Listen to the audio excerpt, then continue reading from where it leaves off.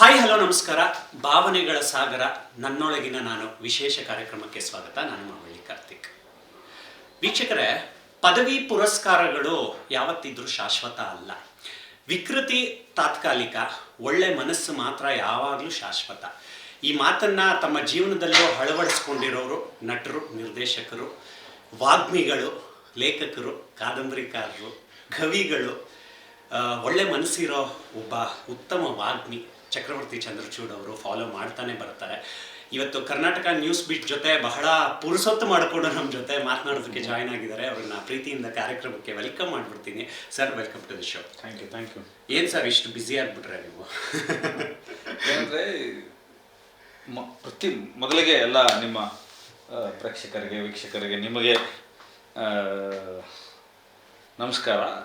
Busy ಆಗಿರೋದು ಅಂದ ತಕ್ಷಣ ನಾನು ಯಾರಾದರೂ ಕೇಳಿದ್ರು ಅಂತ ಯಾವಾಗಲೂ ಹೇಳ್ತೀನಿ. ನಂದು ಒಂದು ಪಾಲಿಸಿ ಇದೆ, ಹೇಗಿದ್ದೀರಾ ಅಂತ ಕೇಳಿದ ತಕ್ಷಣ ನಾನು ಹಿಮಾಲಯದ ಥರ ಇದ್ದೀನಿ ಅಂತೀನಿ. ಹಿಮಾಲಯದಲ್ಲಿ ಇದ್ದೀನಿ ಅಂದ್ಕೊಂಡ್ಬಿಡ್ತಾರೆ ಕೆಲವೆಲ್ಲ. ಇಲ್ಲಪ್ಪ, ಹಿಮಾಲಯದ ಥರ ಇದ್ದೀನಿ. ಯಾಕೆ ಅಂದರೆ ಅಚಲವಾಗಿ, ಗಟ್ಟಿಯಾಗಿ, ತಣ್ಣಗೆ, ಏನೇ ಬಂದರು ಏನೇ ಹೋದರು ತಣ್ಣಗೆ ಅಚಲವಾಗಿ ಗಟ್ಟಿಯಾಗಿ ನಿಂತಿದ್ದೀನಿ ಅನ್ನೋದು. ಇನ್ನೊಂದು, ಬ್ಯುಸಿ ಅಂದ ತಕ್ಷಣ ಹೇಳ್ತೀನಿ, ನಾವು ಇಷ್ಟಪಡುವಂಥ ಕೆಲಸ. ಈಗ ನಿಮಗೆ ಪತ್ರಿಕೋದ್ಯಮ ಇಷ್ಟ. ನಾನು ನಿಮ್ಮನ್ನೊಂದು 10-12 ವರ್ಷಗಳಿಂದ ನೋಡ್ತಾ ಇದ್ದೀನಿ. ನಾನು ಪತ್ರಿಕೋದ್ಯಮ ಬಂದರೆ ನನ್ನ ಜೂನಿಯರ್. ನೀವು ಹಂಬಲಾಗಿರೋಕ್ಕೆ ಇಷ್ಟಪಡ್ತೀನಿ, ಚಿಕ್ಕವರು ಅಂದ್ರಲ್ಲ, ಅದಕ್ಕೆ ಹೇಳ್ತಾ ಇದ್ದೀನಿ. ಸೊ ನಾವು ಇಷ್ಟಪಡುವಂಥ, ನಿಮಗೆ ಪತ್ರಿಕೋದ್ಯಮದ ಕೆಲಸ ಇಷ್ಟ, ನನಗೆ ಬರವಣಿಗೆ ಇಷ್ಟ. ಬರವಣಿಗೆ ಅದು ಪತ್ರಿಕೋದ್ಯಮದಾಗಿರ್ಬೋದು, ಸಿನಿಮಾದಾಗಿರ್ಬೋದು, ಕಾದಂಬರಿ ಆಗಿರ್ಬೋದು, ಪೊಯೆಟ್ರಿ ಆಗಿರ್ಬೋದು, ಥಿಯೇಟ್ರ್ ಆಗಿರ್ಬೋದು, ರಂಗಭೂಮಿ ಆಗಿರ್ಬೋದು, ಯಾವುದೇ ವಿಭಾಗದಲ್ಲಿ ಬರವಣಿಗೆ ಇಷ್ಟ ನನಗೆ. ನಾವು ಇಷ್ಟಪಡುವಂಥ ಕೆಲಸಗಳಲ್ಲಿ ತುಂಬ ಮುಳುಗೋಗಿ ಅಧ್ಯಾತ್ಮ ಸಾಧಿಸ್ಕೊಂಡು ಒಂಥರ ಅದರೊಳಗಡೆ ಇತ್ಕೊಂಡು ಕೆಲಸ ಮಾಡ್ತಾ ಅದು ನಮ್ಮ ಬದುಕನ್ನು ಅದು ತಗೊಂಡೋಗುತ್ತೆ, ಸಾಕ್ತಾ ಹೋಗುತ್ತೆ. ಅದು ಎಕನಾಮಿಕಲಿ ಇರ್ಬೋದು, ಸಾಮಾಜಿಕವಾಗಿ, ಆರ್ಥಿಕವಾಗಿ, ಮಾನಸಿಕವಾಗಿ, ಬೌದ್ಧಿಕವಾಗಿ ಅದ್ರ ಜೊತೆ ಇರೋದಿದೆಯಲ್ಲ, ಅದಕ್ಕಿಂತ ಪುಣ್ಯ ನಾನು ಇಷ್ಟಪಡುವಂಥ ಕೆಲಸದಲ್ಲಿ ನಾನು ದುಡಿಮೆ ಮಾಡಿಕೊಂಡು, ನಾನು ಬದುಕೊಂಡು ಅದರ ಒಳಗಡೆ ಆಳವಾಗಿ ಇಳಿದು ಬದುಕುವಷ್ಟು ಒಳ್ಳೆಯದು, ಆಶೀರ್ವಾದ, ಅನುಗ್ರಹ ನನ್ನ ಪ್ರಕಾರ ಇನ್ನೊಂದಿಲ್ಲ. ಆ ವಿಚಾರಕ್ಕೆ ನೋಡಿದ್ರೆ ಐ ಆಮ್ ಬ್ಲೆಸ್ಡ್. ನಾನು ಔಪಚಾರಿಕವಾಗಿ ಹೇಗಿದ್ದೀರಾ ಸರ್ ಅಂತ ಕೇಳೋದು ಇಲ್ಲಿ ಬಹಳ ಅತಿಶಯೋಕ್ತಿ ಅನಿಸ್ಬಿಡುತ್ತೆ. ಏನಕ್ಕಂದ್ರೆ ಸಾವನ್ನೇ ಗೆದ್ದವನಿಗೆ ಜೀವನ ಏನೋ ತುಂಬ ದೊಡ್ಡ ವಿಚಾರ ಆಗಲ್ಲ. ಹೇಗಿದ್ದೀರಾ ಸರ್ ನೀವು? ಈಗ ತುಂಬ ಪ್ರಜ್ಞೆಯಿಂದ ಇದ್ದೀನಿ. ಅಂದರೆ ಆ ಘಟನೆ ಅಕ್ಟೋಬರ್ 1ನೇ ತಾರೀಕು ನಡೆದಾಗಿಂದ ನನಗೆ ಅನ್ನಿಸ್ತಾ ಇದೆ, ನನ್ನ ಈ ದಿನ ನಾನು ಹೇಗೆ ಕಳೀಬೇಕು, ಈ ದಿನಕ್ಕೆ ನನಗೇನು ಬೇಕಾಗಿದೆ, ನನ್ನ ಎಕ್ಸಿಸ್ಟೆನ್ಸ್, ನನ್ನ ಇರುವಿಕೆ ಏನನ್ನು ಹೇಳ್ತಾ ಇದೆ, ಅದರ ಸಾರ್ಥಕತೆ ಏನು, ನಾನು ಹೇಗೆ ಒಂದೊಂದು ಕ್ಷಣನೂ ಸರಿಯಾದ ದೃಷ್ಟಿಯಲ್ಲಿ ಬಳಸ್ಕೋಬೇಕು, ನಮಗೇನು ಬೇಕು. ನನಗೆ ಅನ್ನಿಸ್ತಾ ಇದೆ, ನನಗೇನೇನು ಬೇಕಾಗಿತ್ತೋ ಅದೆಲ್ಲವೂ ದಕ್ಕಿಬಿಟ್ಟಿದೆ, ನನಗೀಗ ಸಿಕ್ಕಿಬಿಟ್ಟಿದೆ. ನನ್ನ ಪ್ರಕಾರ ನನಗಿನ್ನೂ ಏನು ಬೇಕಾಗಿಲ್ಲ. ನಾನೊಂದು ಆ ಥರದೊಂದು ಮಾನಸಿಕ ಮತ್ತು ಬೌದ್ಧಿಕ ಎಲ್ಲ ಒಂದು ಮಟ್ಟ, ಎಲ್ಲ ರೀತಿಯಲ್ಲೂ ಒಂದು ಮಟ್ಟಕ್ಕೆ ನಾನು ತಲುಪಿಬಿಟ್ಟಿದ್ದೀನಿ. ಎಷ್ಟೆಲ್ಲ ಏನೇನೋ ಬೇಕು ಅಂತ ಅನಿಸಿದ್ದು ಒಂದು ಕಾಲಘಟ್ಟ ಮೀರಿ ಏನೂ ಬೇಕಾಗಿಲ್ಲ, ಎಲ್ಲ ಆಗಿದೆ ನನಗೆ. ಈ ಪ್ರಕೃತಿ, ಈ ನೇಚರ್ ಕೊಟ್ಟಿದೆ ಅನ್ನೋದೊಂದು ಇದಕ್ಕೆ ಬಂದಿದ್ದೀನಿ. ಒಂದು ಪ್ರಜ್ಞೆಯನ್ನು ಹೆಚ್ಚು ಮಾಡಿದೆ. ಅಂದರೆ ಒಂದು ಪ್ರಜ್ಞೆ, ಎಕ್ಸಿಸ್ಟೆನ್ಸ್, ನನ್ನ ಪ್ರೆಸೆನ್ಸ್, ನನ್ನ ಇರುವಿಕೆ, ನನ್ನ ಫೋಕಸ್ ಎಲ್ಲವೂ ಕೂಡ ತುಂಬ ಸಂತೋಷದಾಯಕವಾಗಿದೆ ಈಗ. ಬಹುಶಃ ಜೀವನದಲ್ಲಿ ಈ ಥರದ್ದು ಒಂದೊಂದು ನಡೆಯೋದು ಕೂಡ ಎಲ್ಲೋ ಕಳೆದು ಹೋಗ್ತಾ ಇದೆಯಾ, ನೀನು ಏನು ಮಾಡಬೇಕು ಅದನ್ನು ಮಾಡೋದಲ್ಲಿ ಇನ್ನೇನೋ ಮಾಡ್ತಾ ಇದೆಯಾ, ಇದು ನಿನ್ನದಲ್ಲ, ಈ ಥರದ ಹಲವಾರು ಪ್ರಶ್ನೆಗಳಿಗೆ ಉತ್ತರ ಕೊಟ್ಟು ನಮ್ಮನ್ನು ಸರಿದಾರಿಗೆ ನಡೆಸೋದಕ್ಕೆ ಈ ಥರದ್ದು ಕೆಲವು ನಡೆಯೋದು ಅಂತ ಅನಿಸುತ್ತೆ.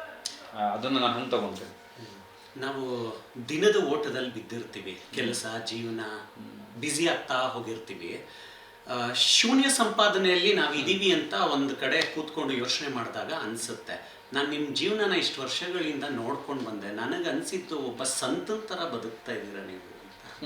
ಇಲ್ಲ, ನನಗೆ ಯಾವಾಗಲೂ ಅನಿಸೋದು, ಮೊನ್ನೆ ಹಂಸಲೇಖ ಸರ್ ನನ್ನ ನೋಡೋಕ್ಕೆ ಮನೆಗೆ ಬಂತು. ಮಹಾಗುರು ಅವರು ನನ್ನ ಮನೆ, ಅವರ ಕಾಲೇಜಿಗೆಲ್ಲ ಸ್ವಲ್ಪ ಹತ್ರದಲ್ಲಿದ್ದೀನಿ, ಎಷ್ಟೇ ದೂರ ಇದ್ದರೂ ಬರ್ತಾರೆ ಅವರು. ಅವ್ರು ಬಂದಾಗ ನಾನು ಸಂಬುದ್ಧ ಪೀಠಿಕೆ ಅಂತ ಏನೋ ಒಂದು ಪುಸ್ತಕ ತಗೊಂಡು ಓದ್ತಾ ಕೂತಿದ್ದೆ.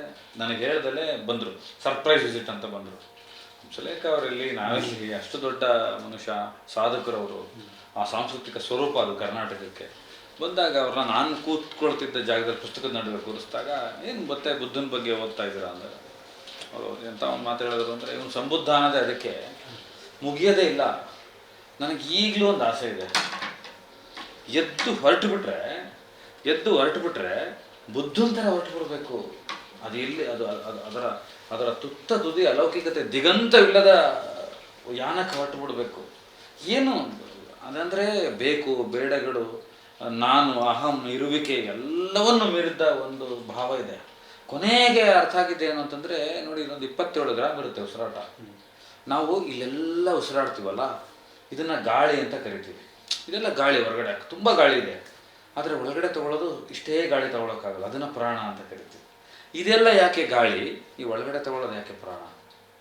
ಇದು ಇಲ್ಲಿ 2 ನಾಡಿಗಳಿದೆ, ಉಸಿರಾಡ್ತಾ ಇದ್ದೀವಿ. ಇದು ಒಂದು ಕ್ಷಣ ಇನ್ಹೇಲ್ ಅಂದರೆ ಉಸಿರಾಟ ಹೇಳ್ಕೊಳ್ಳೋದು, ಉಸಿರು ಬಿಡೋದು. ಇದು ನಿಂತರೆ ಅವರ್ ಯೂನಿವರ್ಸ್ ಇಸ್ ಕ್ಲೋಸ್ಡ್. ನಮ್ಮ ಆಟ ಮುಗೀತು, ನಾವು ಬಂದ ಸಮಯ, ನಮ್ಮ ಸಮಯ ಮುಗೀತು, ನಮ್ಮ ಸಿನಿಮಾ ಬಿಡ್ತು, ಎಂಡ್ ಕಾರ್ಡ್. ಯಾಕಿಷ್ಟು ಈ ಉಸಿರಾಟಕ್ಕೆ ಇಷ್ಟು ಒದ್ದಾಟವ, ಎಷ್ಟು ಪ್ರಾಮುಖ್ಯತೆ ಇದೆ ಅಂತಂದರೆ, ನನಗನ್ಸೋದು ಇಷ್ಟು ವರ್ಷದ ಓದು, ಇಷ್ಟು ವರ್ಷದ ಆ್ಯಕ್ಟಿವಿಸಮ್, ಇಷ್ಟು ವರ್ಷದ ಚಳವಳಿ, ಅಥವಾ ಇಷ್ಟು ವರ್ಷದ ಬರವಣಿಗೆ, ಇಷ್ಟು ವರ್ಷದ ಪತ್ರಿಕೋದ್ಯಮ, ಇಷ್ಟು ವರ್ಷದ ಸಿನಿಮಾ, ಇಷ್ಟು ವರ್ಷದ ಜೀವನದ ಹಪಾಪಿ, ಇಷ್ಟು ವರ್ಷದ ಲೋಲುಪ್ತತೆ, ಇಷ್ಟು ವರ್ಷದ ಆಸೆಗಳು ಎಲ್ಲ ಮೀರಿದ್ರೆ ಏನಂದರೆ, ಈ ಕ್ಷಣದಲ್ಲಿ ನಾನು ನನ್ನ ಉಸಿರಾಟ, ನನ್ನ ಆಲೋಚನಾ ಕ್ರಮ, ನನ್ನ ಬದುಕಿನ ಕ್ರಮ ಎಷ್ಟು ಪ್ಲೆಸೆಂಟಾಗಿ, ನನ್ನನ್ನು ಎಷ್ಟು ಸಂತೋಷ ಆಹ್ಲಾದಕರವಾಗಿ ನನ್ನನ್ನು ಇಟ್ಟಿದೆ ಅನ್ನೋದು ಅಷ್ಟೇ ನಾನು. ಅದನ್ನು ಸಂತ ಅಂತನಾದ್ರು ಕರ್ಕೊಳ್ಳಿ, ಇನ್ನು ಏನಾದರೂ ಕರ್ಕೊಳ್ಳಿ, ಅದನ್ನು ಬಿಟ್ಟು ಇನ್ನೇನೂ ಇಲ್ಲ ಅಂತ ನನಗೊಂದು ಸತ್ಯ ಅರ್ಥ ಆಗ್ಬಿಟ್ಟಿದೆ. ಸೊ ಅದಕ್ಕೆ ನಾನು ಹೇಳಿದ್ದು, ಬೇಕು ಅನ್ನೋದೆಲ್ಲ ಮುಗಿದಿದೆ. I am done with this. ಈಗಿರೋದೆಲ್ಲ ಬೋನಸ್ ಏನು ಅಂತಂದರೆ, ಚಂದವಾಗಿರೋದು, ಆರಾಮಾಗಿರೋದು, ಸಂತೋಷವಾಗಿರೋದು, ಸಾವಧಾನವಾಗಿರೋದು. ಕುವೆಂಪು ಅವರು ಹೇಳಿದಂತೆ, ಇಲ್ಲಿ ಯಾರೂ ಮುಖ್ಯರಲ್ಲ, ಯಾರೂ ಅಮುಖ್ಯರಲ್ಲ, ಇಲ್ಲಿ ಕುಡಿಯುವ ನೀರೆಲ್ಲ ತೀರ್ಥ. ಆ ಥರದ್ದೊಂದು ಬದುಕೋದು ಸಾಧ್ಯವಾದರೆ ಯಾರಿಗೋ ಒಂದು 4 ಜನರ ಮುಖದಲ್ಲಿ ನಗು ತರೋದಕ್ಕೆ, ಒಂದು ಸಮಾಧಾನ ತರೋದಕ್ಕೆ, ಅವರ ನಿಟ್ಟುಸಿರು ಆಚೆ ಹೋಗೋದಕ್ಕೆ, ಅವರು ಸಂತೋಷವಾಗಿರೋದಕ್ಕೆ ನಮ್ಮ ಜೀವಿತವನ್ನು ಇಡೋದು ಅಷ್ಟೇ ಅಂತ ನನಗೆ ಗೊತ್ತಾಗಿದೆ. ಚಕ್ರವರ್ತಿ ಸರ್, ಎಲ್ಲೋ ಓದಿದ್ದ ನೆನಪು ನನಗೆ, ಒಂದು ಸೇಯಿಂಗೋ ಏನೋ, ಒಬ್ಬ ಮನುಷ್ಯನಿಗೆ ಆರೋಗ್ಯ ಕೆಟ್ಟು ಅವನು ಆಸ್ಪತ್ರೆಯಲ್ಲಿ ICU ಮೇಲೆ ಮಲಗಿರುವಾಗ ಒಂದಷ್ಟು ಸತ್ಯಗಳು ಗೋಚರ ಆಗ್ತಾ ಹೋಗುತ್ತಂತೆ. ನನ್ನವ್ರು ಯಾರು, ನನ್ನವ್ರು ಯಾರಲ್ಲ, ನನ್ನ ಲೈಫಲ್ಲಿ ಏನೇನು ಮಾಡಿದೆ ಅಂತ ಎಲ್ಲ ಒಂದು ಟೋಟಲ್ ರೀಕಾಲ್ ಆಗುತ್ತಂತೆ. ನಾನು ಅಕ್ಟೋಬರಲ್ಲಿ ನಿಮಗೆ ಕಾಲ್ ಮಾಡಲಿಲ್ಲ, ಏನಕ್ಕಂದರೆ ನನಗೆ ಅನ್ನಿಸ್ತು ಈ ಟೈಮಲ್ಲಿ ಕಾಲ್ ಮಾಡೋದು ಸರಿಯಲ್ಲ ಅಂತ. ಆ ಕಾಲಘಟ್ಟವನ್ನು ದಾಟೋದಕ್ಕೆ ಎಷ್ಟು ಕಷ್ಟ ಆಯಿತು ನಿಮಗೆ? ಇಲ್ಲ, ಇದು ನನಗೆ ರಿವರ್ಸ್ ಆಗೋದು ತುಂಬ ಸುಲಭ ಆಯಿತು. ಯಾಕೆಂದರೆ ನನಗೆ ನನ್ನವ್ರು ಯಾರು ಅಲ್ಲ, ನನಗೆ ಮ್ಯಾಥಮೆಟಿಕ್ಸ್ಗೆ ಹೋಗಲಿಲ್ಲ. ಇದು ಇಟ್ಸ್ ಎಗೇನ್ ಮಾನಸಿಕವಾದಂಥ ಒಂದು ಮ್ಯಾಥಮೆಟಿಕ್ಸ್, ಮತ್ತು ಲೆಕ್ಕ ಆಗ್ತಾ ಕೂತ್ಕೊಳ್ಳುತ್ತೆ. ಇದೊಂಥರ ಮನಸ್ಸಿದೆಲ್ಲ ಮರ್ಕಟ ಇದು. ಅದಕ್ಕೆ ಬ್ರೈನು ಮೇಲೆ ಇದೆ, ಮೈಂಡ್ ಮೇಲೆ ಇದೆ, ಬಾಡಿ ಎಲ್ಲ ಕೆಳಗಡೆ ಇದೆ. This rules. ನನಗೆ ನಾನು ಅಂತ ಏನು ಅಂತ ಗೊತ್ತಾಯಿತು.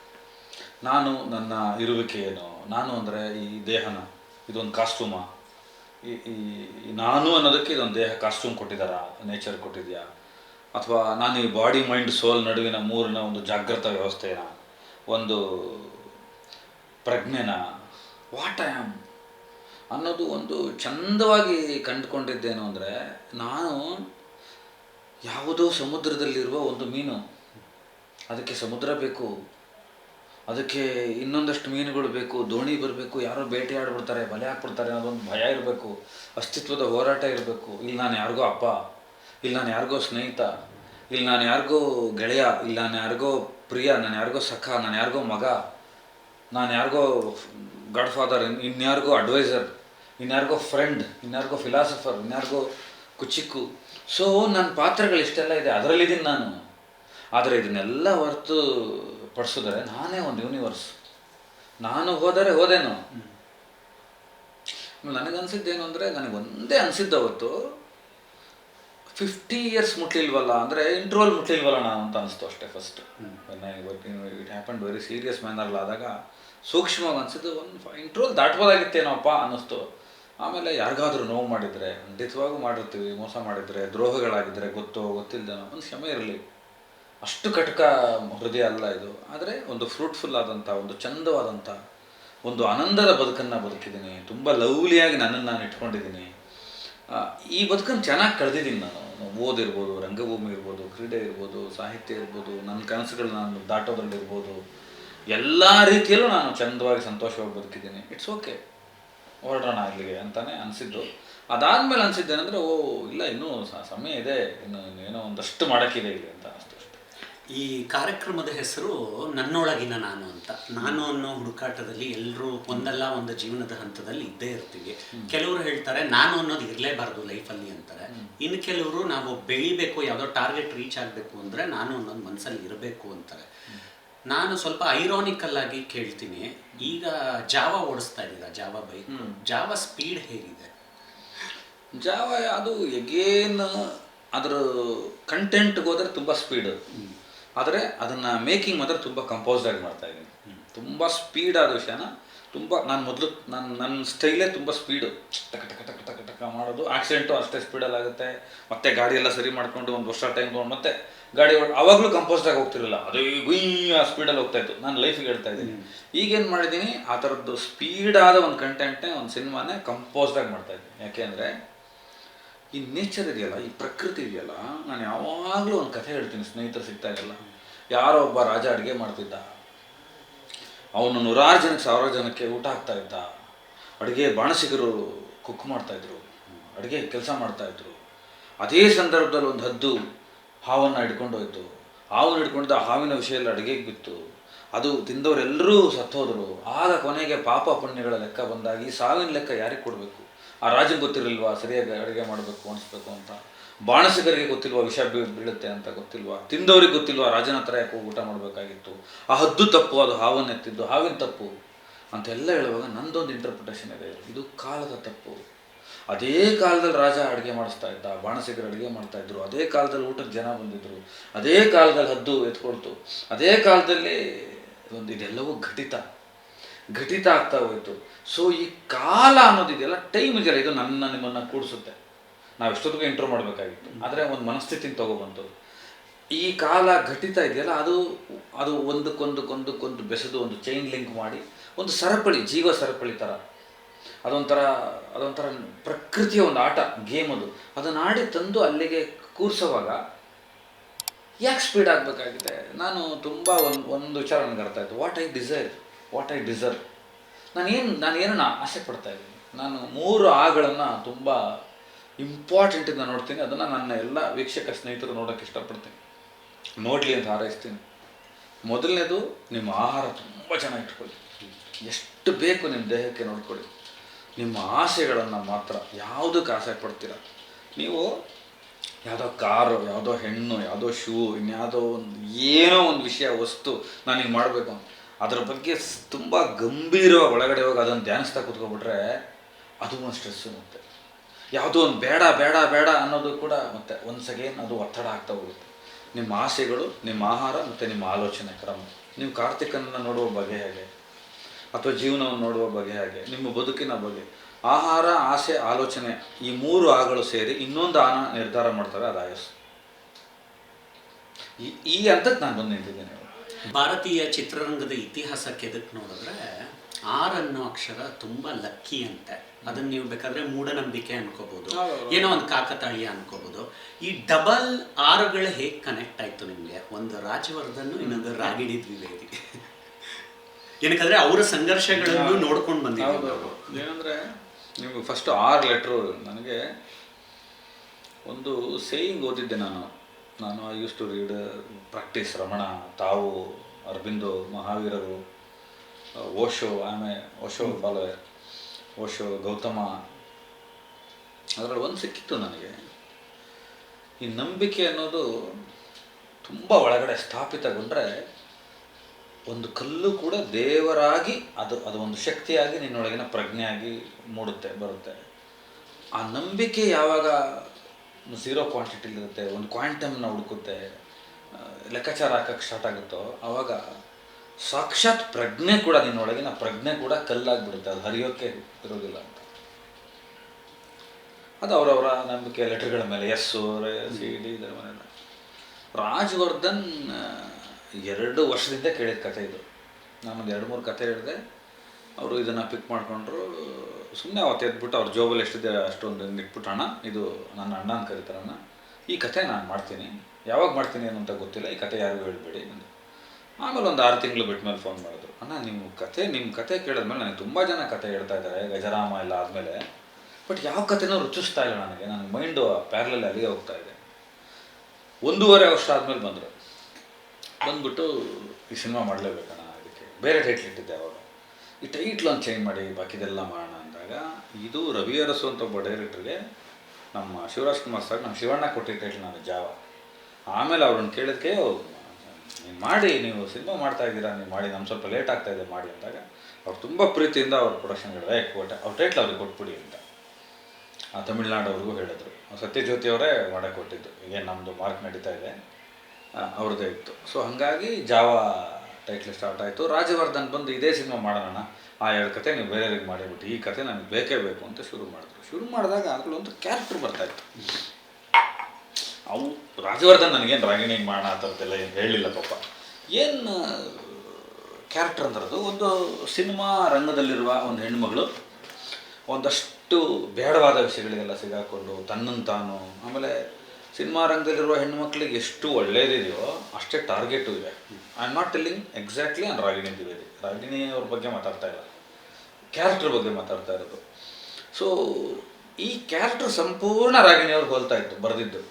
ಇದು ಒಂಥರ ಹೀರೋಯಿನ್ ಹೌದು, ವಿಲನ್ ಹೌದು, ಗ್ರೇ ಶೇಡ್ ಹೌದು, ಸಿನಿಮಾದ ಕೇಂದ್ರ ಬಿಂದುನೂ ಹೌದು. ನಾನು ಇದೊಂದು ಬೇರೆ ಥರದ್ದೇ ಒಂದು ಸಂಘರ್ಷದ ಕಥೆ ಇದು. ಚಿತ್ರರಂಗದಲ್ಲಿ 80s ನಡೆದಿದ್ದ ಒಂದು ಸಣ್ಣ ಕಥೆನ ಇಟ್ಕೊಂಡು ಅದನ್ನು ಇವತ್ತಿನ ಮಾಡರ್ನೈಸ್ ಮಾಡಿ ಮಾಡ್ತಾ ಇದ್ದೀನಿ ಅಂದಾಗ, ಇವರಿಬ್ಬರು ಯಾವಾಗಲೂ ಸೋಷಿಯಲ್ ಮೀಡಿಯಾದಲ್ಲಿ ಕಾಣೋರು ನಮ್ಮ ಕಣ್ಣಿಗೆ. ನಾನು ನೋಡಿದಾಗೆಲ್ಲ ರಾಜವರ್ಧನ್ ಪಕ್ಕ ರಾಗಿಣಿ ಇರ್ತಾರೆ, ರಾಗಿಣಿ ಪಕ್ಕ ರಾಜವರ್ಧನ್ ಇರ್ತಾರೆ. ಆಮೇಲೆ ಯೋಚನೆ ಮಾಡಿದೆ, ಒಂದು ಕೆಮಿಸ್ಟ್ರಿ ಕಾಣ್ತಾ ಇದೆ, ಇದೆಲ್ಲ ಇದೆ. ಆಮೇಲೆ ಈ ಕ್ಯಾರೆಕ್ಟರ್ ತುಂಬ ಸೂಟ್ ಆಗುತ್ತೆ. ಅದರಲ್ಲೂ ಕೂಡ ಯಾವುದೋ ಒಂದು ಮಾಫಿಯಾ ಬರುತ್ತೆ, ಒಂದು ಹೀರೋಯಿನ್ಗೆ ಜೈಲ್ ಎಪಿಸೋಡ್ಸ್ ಬರುತ್ತೆ, ಅದರಿಂದ ಒಂದು ಪರಿವರ್ತನೆ ಬರುತ್ತೆ, ಬದಲಾವಣೆ ಬರುತ್ತೆ, ಒಂದು ಹೋರಾಟ ಬರುತ್ತೆ, ಒಂದು ಹೆಣ್ಣಿನ ಹೋರಾಟ ಬರುತ್ತೆ, ಒಂದು ಆರ್ಕ್ ಬರುತ್ತೆ, ಕ್ಯಾರೆಕ್ಟರ್ ಹೀಗಿದ್ದಿದ್ದು ಈಗ ಬದಲಾಗಿದ್ದು ಬರುತ್ತೆ, ಏನೋ ಬರುತ್ತೆ. ಸೊ ಯಾಕೆ ನಾನು ರಾಜ್ ಬನ್ನಿ ಇಲ್ಲಿ ರಾಗಿಣಿ ಕತೆ ಹೇಳೋಣ, ಅವರು ಎಲ್ಲಿದ್ದಾರೆ ಕೇಳಿ ಅಂತ. ಅಣ್ಣ ನೀವು ತುಂಬ ಸೀರಿಯಸ್ ಆಗಿ ಹೇಳ್ತಾ ಇದ್ದಾರೆ, ಅವ್ರು ಏನಾರು ತಮಾಷೆ ಏನಾರು ಇಲ್ಲ, ಐ ಫಿಕ್ಸ್ಡ್ ವಿತ್ ದಿಸ್, ಈ ಕ್ಯಾರೆಕ್ಟರ್ ಮೇಜರ್ ಕ್ಯಾರೆಕ್ಟರ್ ಸಿನಿಮಾದ ದೊಡ್ಡ ಲೀಡ್ ಇದನ್ನು ರಾಗಿಣಿ ಅವರೇ ಮಾಡ್ತಾರೆ, ನಾನು ಡಿಸೈಡ್ ಮಾಡಿದ್ದೀನಿ ಅಂತ. ಸರಿ ಅಂತೇಳಿ ಕರ್ಕೊಂಡು ಹೋದರು. ಅವರು ನಾನು ಫಸ್ಟ್ ಈ ಕತೆ ಹೇಳಿಲ್ಲ. ನನಗೇನು ಅನಿಸಿತ್ತು ಅಂದರೆ, ಈ ಥರದೊಂದು ಕ್ಯಾರೆಕ್ಟ್ರೇ ಒಂಥರ ಸಿಕ್ಕಾಪಟ್ಟೆ ಮೃಗೀಯವಾಗಿದ್ದು ಬೇರೆ ಥರ ಆಗುವಂಥ ಕ್ಯಾರೆಕ್ಟ್ರು. ಒಂದು ಹೆಣ್ಣಲ್ಲಿ ಕಾಳಿ ಕೂಡ ಇರ್ತಾಳೆ, ತಾಯಿ ಭೈರವಿ ಕೂಡ ಇರ್ತಾಳೆ, ಅದರೊಳಗಡೆ ಒಂದು ಕ್ಷುದ್ರತೆ ಕೂಡ ಇರುತ್ತೆ, ಎಲ್ಲವೂ ಇರುತ್ತಲ್ವ ಹೆಣ್ಣೊಳಗಡೆ. ಬೇಡ ಇಷ್ಟ ಆಗದಲ್ಲೇ ಇರ್ಬೋದು, ಬೇಸರ ಆಗ್ಬಿಡ್ಬೋದೇನೋ. ಫಸ್ಟ್ ಒಂದು ಮೀಟಿಂಗ್ಗೆ ಅವ್ರಿಗೊಂದು ಈ ಥರದೊಂದು ಕ್ಯಾರೆಕ್ಟರ್ ಹೇಳ್ತಾ ಇದ್ದಾರೆ, ಪಾತ್ರ ಹೇಳ್ತಾ ಇದ್ದಾರೆ ಅನ್ಸ್ಬೋದು ಅಂತೇಳಿ ಈ ಮೇಲುಕೋಟೆಯಿಂದ ಒಂದು ನಿಜವಾದ ಘಟನೆ ನಡೆದಿತ್ತು 77-78ರಲ್ಲಿ.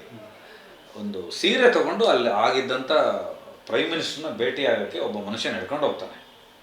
ಅದೊಂದು ಬೇರೆ ಥರದ್ದೇ ಒಂದು ಸಿನಿಮಾ ಬರೆದಿದ್ದೀನಿ ಕತೆ ಆಲ್ರೆಡಿ.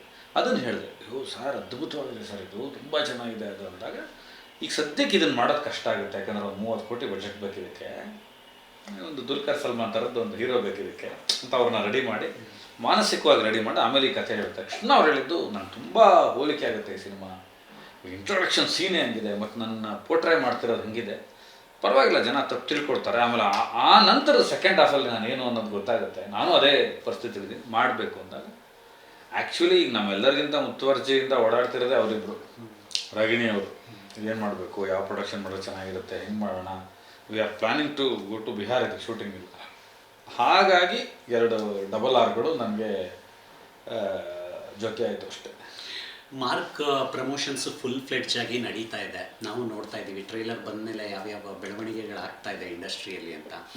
ಒಬ್ಬ ನಾಯಕ ಎಷ್ಟೇ ಬಲಿಷ್ಠವಾಗಿದ್ದರೂ ಕೂಡ ಆತನಿಗೆ ಯಾವುದೋ ಒಂದು ಮೂಮೆಂಟಲ್ಲಿ ಅನಿಸುತ್ತೆ, ಅಂದರೆ ನಾನೇನು ಯೋಚನೆ ಮಾಡ್ತೀನಿ, ನನ್ನ ಯೋಚನಾ ಲಹರಿಗಳೇನು, ಇದನ್ನೆಲ್ಲ ಯಾರ ಹತ್ರ ಆದರೂ ಹೇಳ್ಕೋಬೇಕಲ್ಲ ಅಂತ. ಕಿಚ್ಚ ಸುದೀಪ್ ಸರ್ಗೆ ನೀವು ಆ ವ್ಯಕ್ತಿತ್ವ ಅಂತ ಹೇಳ್ಬೋದು. ಏನಕ್ಕಂದರೆ ಒಂದು ವೇದಿಕೆಯಲ್ಲಿ ಹೇಳಿದರು, ಈ ವ್ಯಕ್ತಿ ನನ್ನ ಲೈಫಲ್ಲಿ ಯಾಕೆ ಬಂದ ಅಂತ ಗೊತ್ತಿಲ್ಲ ಅಂತ, ಆದರೆ ಈತನಲ್ಲಿರೋ ವಿದ್ಯೆ, ಒಳ್ಳೆ ಗುಣಗಳು ನನಗೆ ತುಂಬ ಇಷ್ಟ ಅಂತ. ಹೇಗೆ ನಡೀತಾ ಇದೆ ನಿಮ್ಮ ದೃಷ್ಟಿಕೋನದಲ್ಲಿ ಮಾರ್ಕ್ ಪ್ರಮೋಷನ್ಸ್?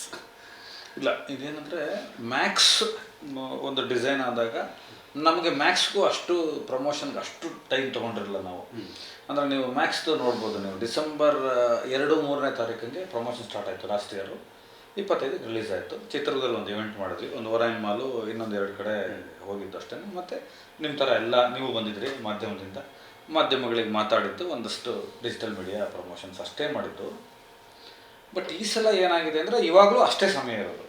ಎಗೇನ್ ಹೈದರಾಬಾದ್ಗೆ ಹೋಗಬೇಕು, ಚೆನ್ನೈಗೆ ಹೋಗಬೇಕು, ಕರ್ನಾಟಕದಲ್ಲಿ ಮಾಡಬೇಕು, ಮಲಯಾಳಮು, ಹಿಂದಿ, ಸೇಮ್ ಒತ್ತಡ ಅದೇ ಇದೆ.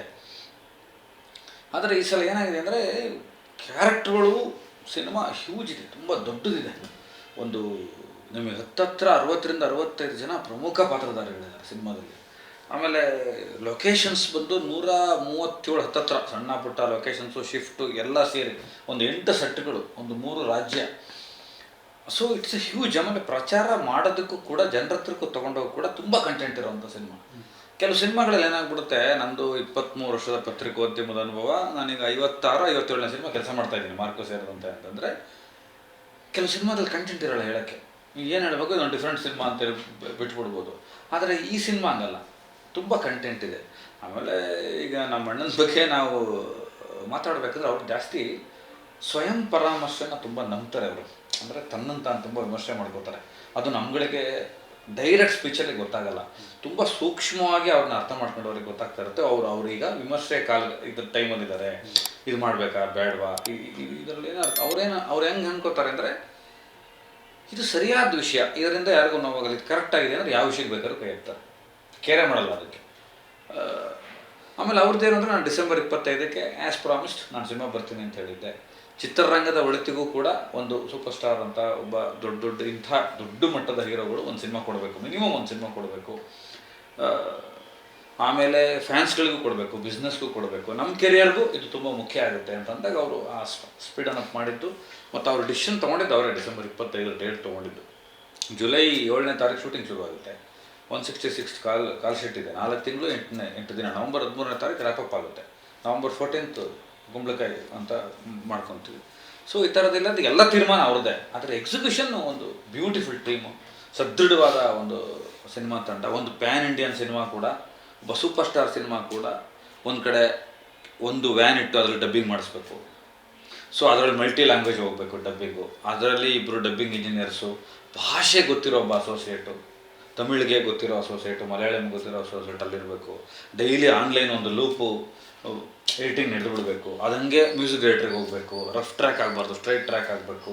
ಸೊ ಒಂದು 20 ನಿಮಿಷದ ಒಂದು ಫೋಟೇಜ್, ಒಂದು ಬಂಚ್ ರೆಡಿ ಇದೆ ಅಂದ ತಕ್ಷಣ ಅದು CGಗೆ ಹೆಂಗೆ ಹೋಗಬೇಕು, ಸೊ ಕಲರ್ಗೆ ಹೆಂಗೆ ಹೋಗಬೇಕು, ಅಕಾಸ್ಟಿಕ್ಗೆ ಹೆಂಗೆ ಹೋಗಬೇಕು. ಸೊ ಬೇರೆ ಬೇರೆ post production department, production 2 at A time ಹಿಂಗೆ ಮಾಡ್ತಾ ಹೋಗೋದು ಎಲ್ಲ ಅವ್ರ ಪ್ಲಾನೇ, ನನ್ನ ಪ್ಲಾನೇ, ಅದು ಅವ್ರದ್ದೇ ಪ್ಲಾನ್. ಸೊ ಆ ಪ್ಲಾನ್ನ ಎಕ್ಸಿಕ್ಯೂಟ್ ಮಾಡಿದ್ದೆ ದೊಡ್ಡ ವಿಷಯ. ಅದನ್ನು ಎನರ್ಜಿ ಎಲ್ಲೂ ಡ್ರಾಪ್ ಆಗದಂಗೆ ಬಿಟ್ಟಿದ್ದಕ್ಕೆ ಇದಾಗಿದೆ. ಏನಂದರೆ ಈಗ ಈ ಕೆಲವು ಸಂಬಂಧಗಳಿಗೆ ಹೆಸರಿಡೋಕ್ಕಾಗಲ್ಲ, ಕೆಲವು ಸಂಬಂಧಗಳಿಗೆ ಯಾವುದೇ ಕೋಟ್ಸ್ ಇದು ಮಾಡೋಕ್ಕಾಗಲ್ಲ. ಇದು ಹೆಂಗೆ ಅಂದರೆ ಒಂದು ಅವಿನಾಭಾವ. ಹೆಂಗೆ ಅಂದರೆ ಅವರಿಲ್ದವ್ರು ನಾನು ತುಂಬ ನನ್ನ ಮಟ್ಟಕ್ಕೆ ಅಪೂರ್ಣ. ಅವರು ನಮ್ಮ ಬದುಕಿನ ಬಹುದೊಡ್ಡ ಭಾಗ ಮತ್ತು ನಮ್ಮ ಅಸ್ತಿತ್ವದ ಒಂದು ದೊಡ್ಡ ಭಾಗ ಅವರು. ಸೊ ಹಂಗಾಗಿ ಅವ್ರು ಏನು ಮಾಡ್ತಿದ್ರು, ಅವ್ರು ಕ್ರಿಕೆಟ್ ಆಡ್ತಿದ್ರು, ಅವರು ಮಾರ್ಕ್ ಮಾಡ್ತಿದ್ರು, ಅವ್ರು ರಿಮಾರ್ಕ್ ಮಾಡ್ತಿದ್ರು, ಅವರು ಬಿಗ್ ಬಾಸ್ ಮಾಡ್ತಿದ್ರು. ಈಗ ನಾವೊಬ್ಬರನ್ನ ನಂಬಿಡ್ತೀವಿ, we called as a trust, ನಂಬಿಕೆ, ತುಂಬ ನಂಬಿಕೆ, ನನ್ನ ನಂಬಿಕೆ. ಅವ್ರು ಏನು ಮಾಡಿದ್ರು ಸರಿಯಾಗಿ ಮಾಡ್ತಾರೆ ಅಂತ ನನ್ನ ಈ 5 ವರ್ಷದ ಅನುಭವ. ಯಾಕಂದರೆ ನಾನು ಕಣ್ಣು ಸಾಕ್ಷಿ, ಎಲ್ಲ ವಿಷಯಗಳಿಗೂ ಕಣ್ಣು ಸಾಕ್ಷಿ. ಸೊ ಅವ್ರ ಜೊತೆ ಇರೋದು ಅಷ್ಟೇ. ಅದರಲ್ಲಿ ನಮಗೊಂದು ಕೆಲಸ ಅಂತೂ ಇದ್ದೇ ಇರುತ್ತೆ, ಬದುಕಿದ್ದೇ ಇರುತ್ತೆ, ಭಾಗವಹಿಸೋಕೆ ಇದ್ದೇ ಇರುತ್ತೆ. ಸೊ ಹೋಗ್ತಾ ಇರೋದು ಅಷ್ಟೇ. ಅವ್ರದ್ದು ದೊಡ್ಡ ಪಾದ 8 ಅಡಿ ಪಾದ, ನಮ್ಮದು ಚಿಕ್ಕ ಪಾದ ಅಂತ ಹೇಳ್ತಾರೆ, ದೊಡ್ಡ ಪಾದ ಚಿಕ್ಕ ಪಾದ ಅಂತ. 10 ಸೈಜ್ ಅವ್ರದ್ದು, ನಮ್ಮದು 6 ಸೈಜು. ಅವ್ರಿಟ್ಟು ಕಡೆ ಇದಕ್ಕೆ ಹೋಗೋದು. ನೀವು ಸುದೀಪ್ ಸರ್ನ ಪ್ರೀತಿಯಿಂದ ದಾದಾ ಅಂತೀರಾ. ಮಾನಸಿಕವಾಗಿ ಅಭಿನಯ ಚಕ್ರವರ್ತಿಯವರು ಗ್ರಹಿಸ್ಕೊಳ್ಳೋ ಬಗ್ಗೆ ಹೇಗೆ? ಇಲ್ಲ, ನನಗೆ ಏನಂದರೆ ನಾನು ಇದುವರೆಗೂ ಅವ್ರನ್ನ ನೋಡಿರೋ, ನಾನು ಇದನ್ನು ಹೆಂಗೆ ಹೇಳಬೇಕು ಗೊತ್ತಿಲ್ಲ. ನೇರವಾಗಿ ಪ್ರಾಮಾಣಿಕವಾಗಿ ನನಗೆ 53 ವರ್ಷದ ಅದೊಂದು ಮಗು. ನಾನಂದರೆ ಒಂದು ಮಗುಗೆ 53 ವರ್ಷ ಆದರೆ ಆ ಮನಸ್ಸು, ಆ ಕಾಯ ಅದು ಹೆಂಗೆ ಎಕ್ಸಿಕ್ಯೂಟ್ ಆಗುತ್ತೆ, ಅದು ಹೇಗೆ ಆಲೋಚನೆ ಮಾಡುತ್ತೆ, ಅದು ಯಾವ ಥರ ಆಟ ಹಿಡ್ಕೊಡುತ್ತೆ, ಆ ಥರನೇ ನನಗೆ ಅನ್ಸೋದು. ಅವರು ಒಂದು ತುಂಬ ಎತ್ತರಕ್ಕೆ ಬುರ್ಜ್ ಖಲೀಫಾ ಥರ ಬೆಳೆದಿರೋ ಒಂದು ಮಗು ಅದು. ನಾನು ಗ್ರಹಿಸೋದೇ ಹಂಗೆ ಅವ್ರನ್ನ.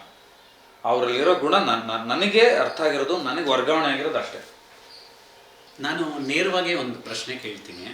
ನಿಮ್ಮ ಸುದೀಪ್ ಅವರ ಒಂದು ಆಪ್ತತೆ ನಾವು ನೋಡಿದ್ದೀವಿ. ನಿಮ್ಮ ಗಮನಕ್ಕೆ ಯಾವತ್ತಾದರೂ ಬಂತ ಚಿತ್ರರಂಗದಿಂದ ನಿಮ್ಮಿಬ್ಬರ ಸ್ನೇಹ, ನಿಮ್ಮಿಬ್ಬರ ಆಪ್ತತೆ ಯಾರಿಗಾದ್ರೂ ಹೊಟ್ಟೆ ಉರಿ ಸೃಷ್ಟಿಸಿದೆಯಾ ಅಂತ?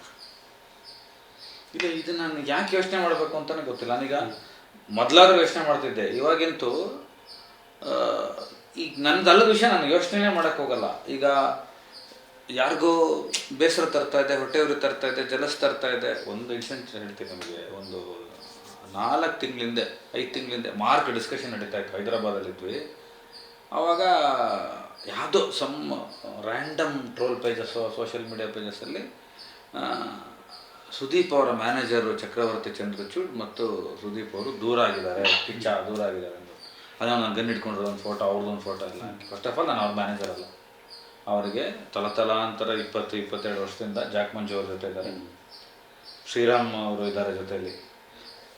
ಆ್ಯಡ್ಸ್ಗಳನ್ನು ನೋಡೋಕೆ ಒಂದು ಟೀಮ್ ಇದೆ. ನಾನೊಂದಷ್ಟು ರೈಟಿಂಗ್ ಪಾರ್ಟು, ನಾನು ಎಲ್ಲದೂ ನೋಡ್ತೀನಿ. ಆ ಜೊತೆ ಇದ್ದಾಗ ಏನಿರುತ್ತೆ ಎಲ್ಲ ನೋಡ್ತೀನಿ. ಸೊ ಅವ್ರಿಗೆ ಎಲ್ಲ ತಂಡಗಳು ಇದೆ. ಚಾರ್ಟೆಡ್ ಅಕೌಂಟೆಂಟ್ಸ್ ಇದ್ದಾರೆ, CA ಇದೆ, ಎಕನಾಮಿಕ್ಸ್ ನೋಡೋರು ಇದ್ದಾರೆ, ಸಿನಿಮಾ ನೋಡೋರು ಇದ್ದಾರೆ, PR ಸೆಕ್ಷನ್ ನೋಡೋರು ಇದ್ದಾರೆ, ಎಲ್ಲ ಇದ್ದಾರೆ. ಅದರಲ್ಲೇನಿಲ್ಲ. ಒಬ್ಬ ಸೂಪರ್ ಸ್ಟಾರ್ ಇರಬೇಕಾದಂಥ ಎಲ್ಲ ತಂಡಗಳಿದೆ. ನಾವಿಬ್ಬರು ನಕ್ಕಿದೀವಿ ಗೊತ್ತಾ ಅದು ನೋಡ್ಬಿಟ್ಟು. ಎಷ್ಟು ನಕ್ಕಿದ್ದೀವಿ ಅಂದರೆ ಅಷ್ಟು ನಕ್ಕಿದ್ದೀವಿ. ಏನು ಅವ್ರಿಗೆ ನೋಡ್ಬಿಟ್ಟು ನಾನು ಏನು ಮಾತಾಡಲಿಲ್ಲ, ಅವರು ಏನೂ ಮಾತಾಡಲಿಲ್ಲ. ಈ ಥರದ್ದು ಒಂದು 2-3 ಸಲ ಆಯಿತು. ಆಮೇಲೆ ಯಾರ್ದು ಮದುವೆ, ಜಯಮಾಲಾ ಮೇಡಮ್ ಅವರು ಮಕ್ಳಿಗೆ ಸಂಬಂಧಪಟ್ಟಿದ್ದೇನೋ ಒಂದು ಮದುವೆ, ಅರಮನೆ ಇದಂತ CCL ನಡೀತಾ ಇತ್ತು. ಹೋಗೋಣ ಮದುವೆ ಅಂದರು. ಅಂತ ಹೋದ್ವಿ ಸೀದಾ. ಅದೇ ಪೇಜಲ್ಲಿ ಬರ್ತಿದ್ರು ಮತ್ತೆ ಒಂದಾಗಿದ್ದಾರೆ ಅಂತ. ಮತ್ತೆ ನಕ್ಕಿ ಅವರು. ಜಗತ್ತು ನಿಮ್ಮನ್ನು ಪ್ರತಿಕ್ರಿಯೆಗಳಿಸುತ್ತೆ ಕಾರ್ತಿಕ್. ಅವಾಗ ನೀವು ಸೋತಿದ್ದೀರಿ ಅಂತ ಅರ್ಥ. ಈ ಜಗತ್ತು ಏನು ಮಾಡಿದೆ ಅಂದರೆ ನಿಮ್ಮನ್ನು ಆ್ಯಕ್ಷನ್ನಿಗೆ ಬರೋದಕ್ಕೆ ಬಿಡಲ್ಲ, ನಿಮ್ಮನ್ನು ಕ್ರಿಯೆಗೆ ಬಿಡಲ್ಲ. ನಿಮ್ಮನ್ನು ಸದಾ ವರ್ಷಾನುಗಟ್ಟಲೆ ಪ್ರತಿಕ್ರಿಯೆ. ಇಲ್ಲ ನಾನು ಸರಿ ಇದ್ದೀನಿ, ಇಲ್ಲ ನಾನು ಈ ವರ್ಗಕ್ಕೆ ಸೇರಿದವನು, ಅಥವಾ ನಾನು ಕಾರ್ತಿಕ್ ಜೊತೆ ಚೆನ್ನಾಗಿದ್ದೀನಿ, ಅಥವಾ ನಾನು ಇಂಥ ಕೆಲಸ ಮಾಡ್ತಾಯಿದ್ದೀನಿ, ಇದು ನಾನು ಮಾಡೇ ಇಲ್ಲ, ಇದು ನಾನು ಹಾಗೆ ಮಾಡಲಿಲ್ಲ, ಹೀಗೆ ಮಾಡಿದೆ ಅಂತ ನಿಮ್ಮನ್ನು ಪ್ರತಿಕ್ರಿಯೆಯಲ್ಲೇ ಇಟ್ಟು ನಿಮ್ಮ ಕ್ರಿಯೆಯನ್ನು, ನಿಮ್ಮ ಆ್ಯಕ್ಷನ್ನ, ನಿಮ್ಮ ಫೋರ್ಸನ್ನು ತಡೀತಾ ಇರುತ್ತೆ. ನೀವು ಅದರಿಂದ ಮೇಲೆ ಬಂದ್ಬಿಟ್ಟು ಏನಾಗಬೇಕು ಅಂದರೆ ನೋಬಡಿ ಆಗದಲ್ಲೇ ಸಂಬಡಿ ಆಗಬೇಕು.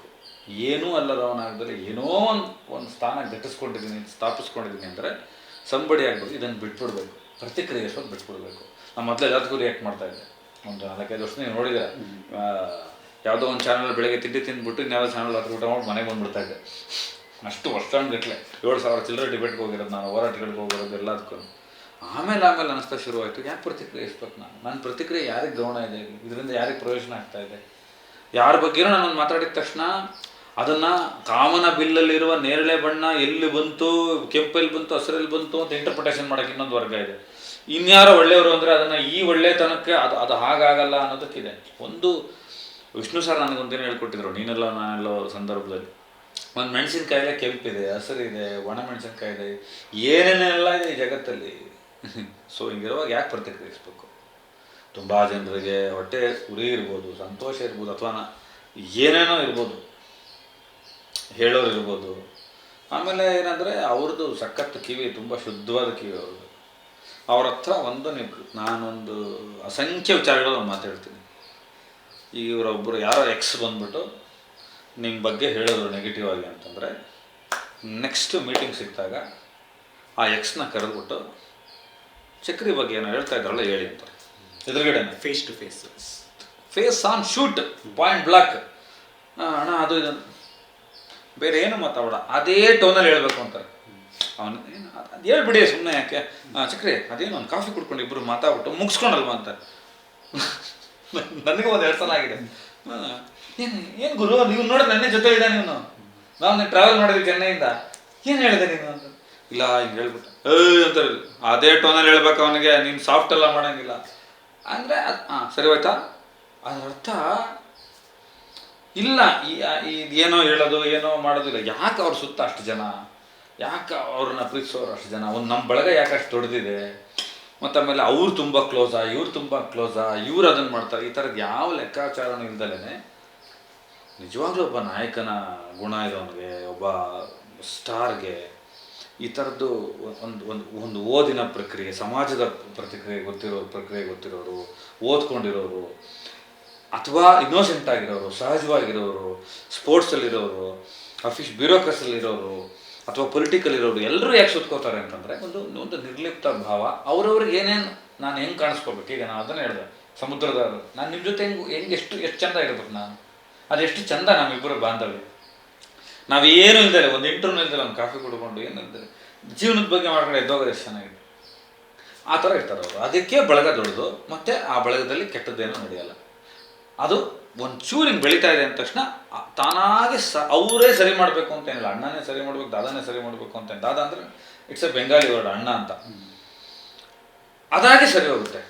ಅಂದರೆ ಅವರ ಇರುವಿಕೆ ಇದೆಯಲ್ಲ, ತುಂಬ ದೊಡ್ಡವರು ಏನು ಹೇಳ್ಕೊಟ್ಟಿದ್ದಾರೆ ಅಂದರೆ, ನನ್ನ ಇರುವಿಕೆನೇ ನನ್ನ ಥರ ಮಾಡಿಬಿಡ್ಬೇಕು ನಿಮ್ಮನ್ನು. ಆ ಕ್ಯಾರೆಕ್ಟರ್ ತಂದು ನಾನಿದ್ರೆ ಏನು ಮಾತಾಡ್ತಾರೆ, ಪುಸ್ತಕಗಳ ಬಗ್ಗೆ ಮಾತಾಡ್ತಾರೆ. ನಾನು ಸ್ವಲ್ಪ ಸರ್ಕ್ಯಾಸ್ಟಿಕ್ ಮಾಡ್ತೀನಿ, ವ್ಯಂಗ್ಯ ಮಾಡ್ತೀನಿ, ತಮಾಷೆ ಮಾಡ್ತೀನಿ, ಜಾಲಿಯಾಗಿರ್ತೀನಿ, ಯಾವಾಗಲೂ ಖುಷಿಯಾಗಿರ್ತೀನಿ, ಸಿನಿಮಾಗಳ ಬಗ್ಗೆ ಮಾತಾಡ್ತೀನಿ, ಯಾವುದೋ ಇಂಟರ್ನ್ಯಾಷನಲ್ ಅಫೇರ್ಸ್ ಮಾತಾಡ್ತೀನಿ. ಸೊ ಅಲ್ಲಿಗೆ ಬಂದ್ಬಿಡುತ್ತಲ್ಲ, ನನ್ನ ಇರುವಿಕೆನೇ, ನನ್ನ ಸಾಕ್ಷಿ ಪ್ರಜ್ಞೆನೇ ನಿಮ್ಮನ್ನು ಒಂದು ದಾಟಿಗೆ ತರ್ತಾ ಇದೆ ಅಂದರೆ ಅಲ್ಲಿಗೆ ಮುಗಿದೋಯ್ತು. ವರ್ಷದ ಕೊನೆ ಭಾಗದಲ್ಲಿ ಇದ್ದೀವಿ. ಅವ್ರವ್ರ ನಂಬಿಕೆಗಳು, ವರ್ಷದ ಕೊನೆಗೆ ದೊಡ್ಡ ದೊಡ್ಡ ಸಿನಿಮಾಗಳು ಬರ್ತಾ ಇದೆ. ಅದು ರಿಲೀಸ್ ಡೇಟ್ ಅನೌನ್ಸ್ಮೆಂಟ್ ಮಾಡೋದು ಕೂಡ ಅವರ ಫೈನಲ್ ಡಿಸಿಷನ್ ಆಗಿರುತ್ತೆ ಸಿನಿಮಾ ಮಾಡೋದು. ಒಂದು ಕಡೆ ಡೆವಿಲ್ ರಿಲೀಸ್ ಆಗಿದೆ, 45 ಕೂಡ ಮಾರ್ಕ್ ಜೊತೆಗೆ ಬರ್ತಾ ಇದೆ. ಡೆವಿಲ್ ಸಿನಿಮಾ ಟ್ರೈಲರ್ ರಿಲೀಸ್ ಆಯಿತು, ಸಿನಿಮಾ ರಿಲೀಸ್ ಆಯಿತು. ಒಂದಷ್ಟು ಜನ ತಾಳೆ ಹಾಕಕ್ಕೆ ಶುರು ಮಾಡ್ತಾರೆ. ಡೆವಿಲ್ ಟ್ರೈಲರ್ನ ಮಾರ್ಕ್ ಟ್ರೈಲರು ಸರ್ಪಾಸ್ ಮಾಡಿಬಿಡ್ತು, ಜಾಸ್ತಿ ವ್ಯೂಸ್ ಆಗಿದೆ ಅಂತ.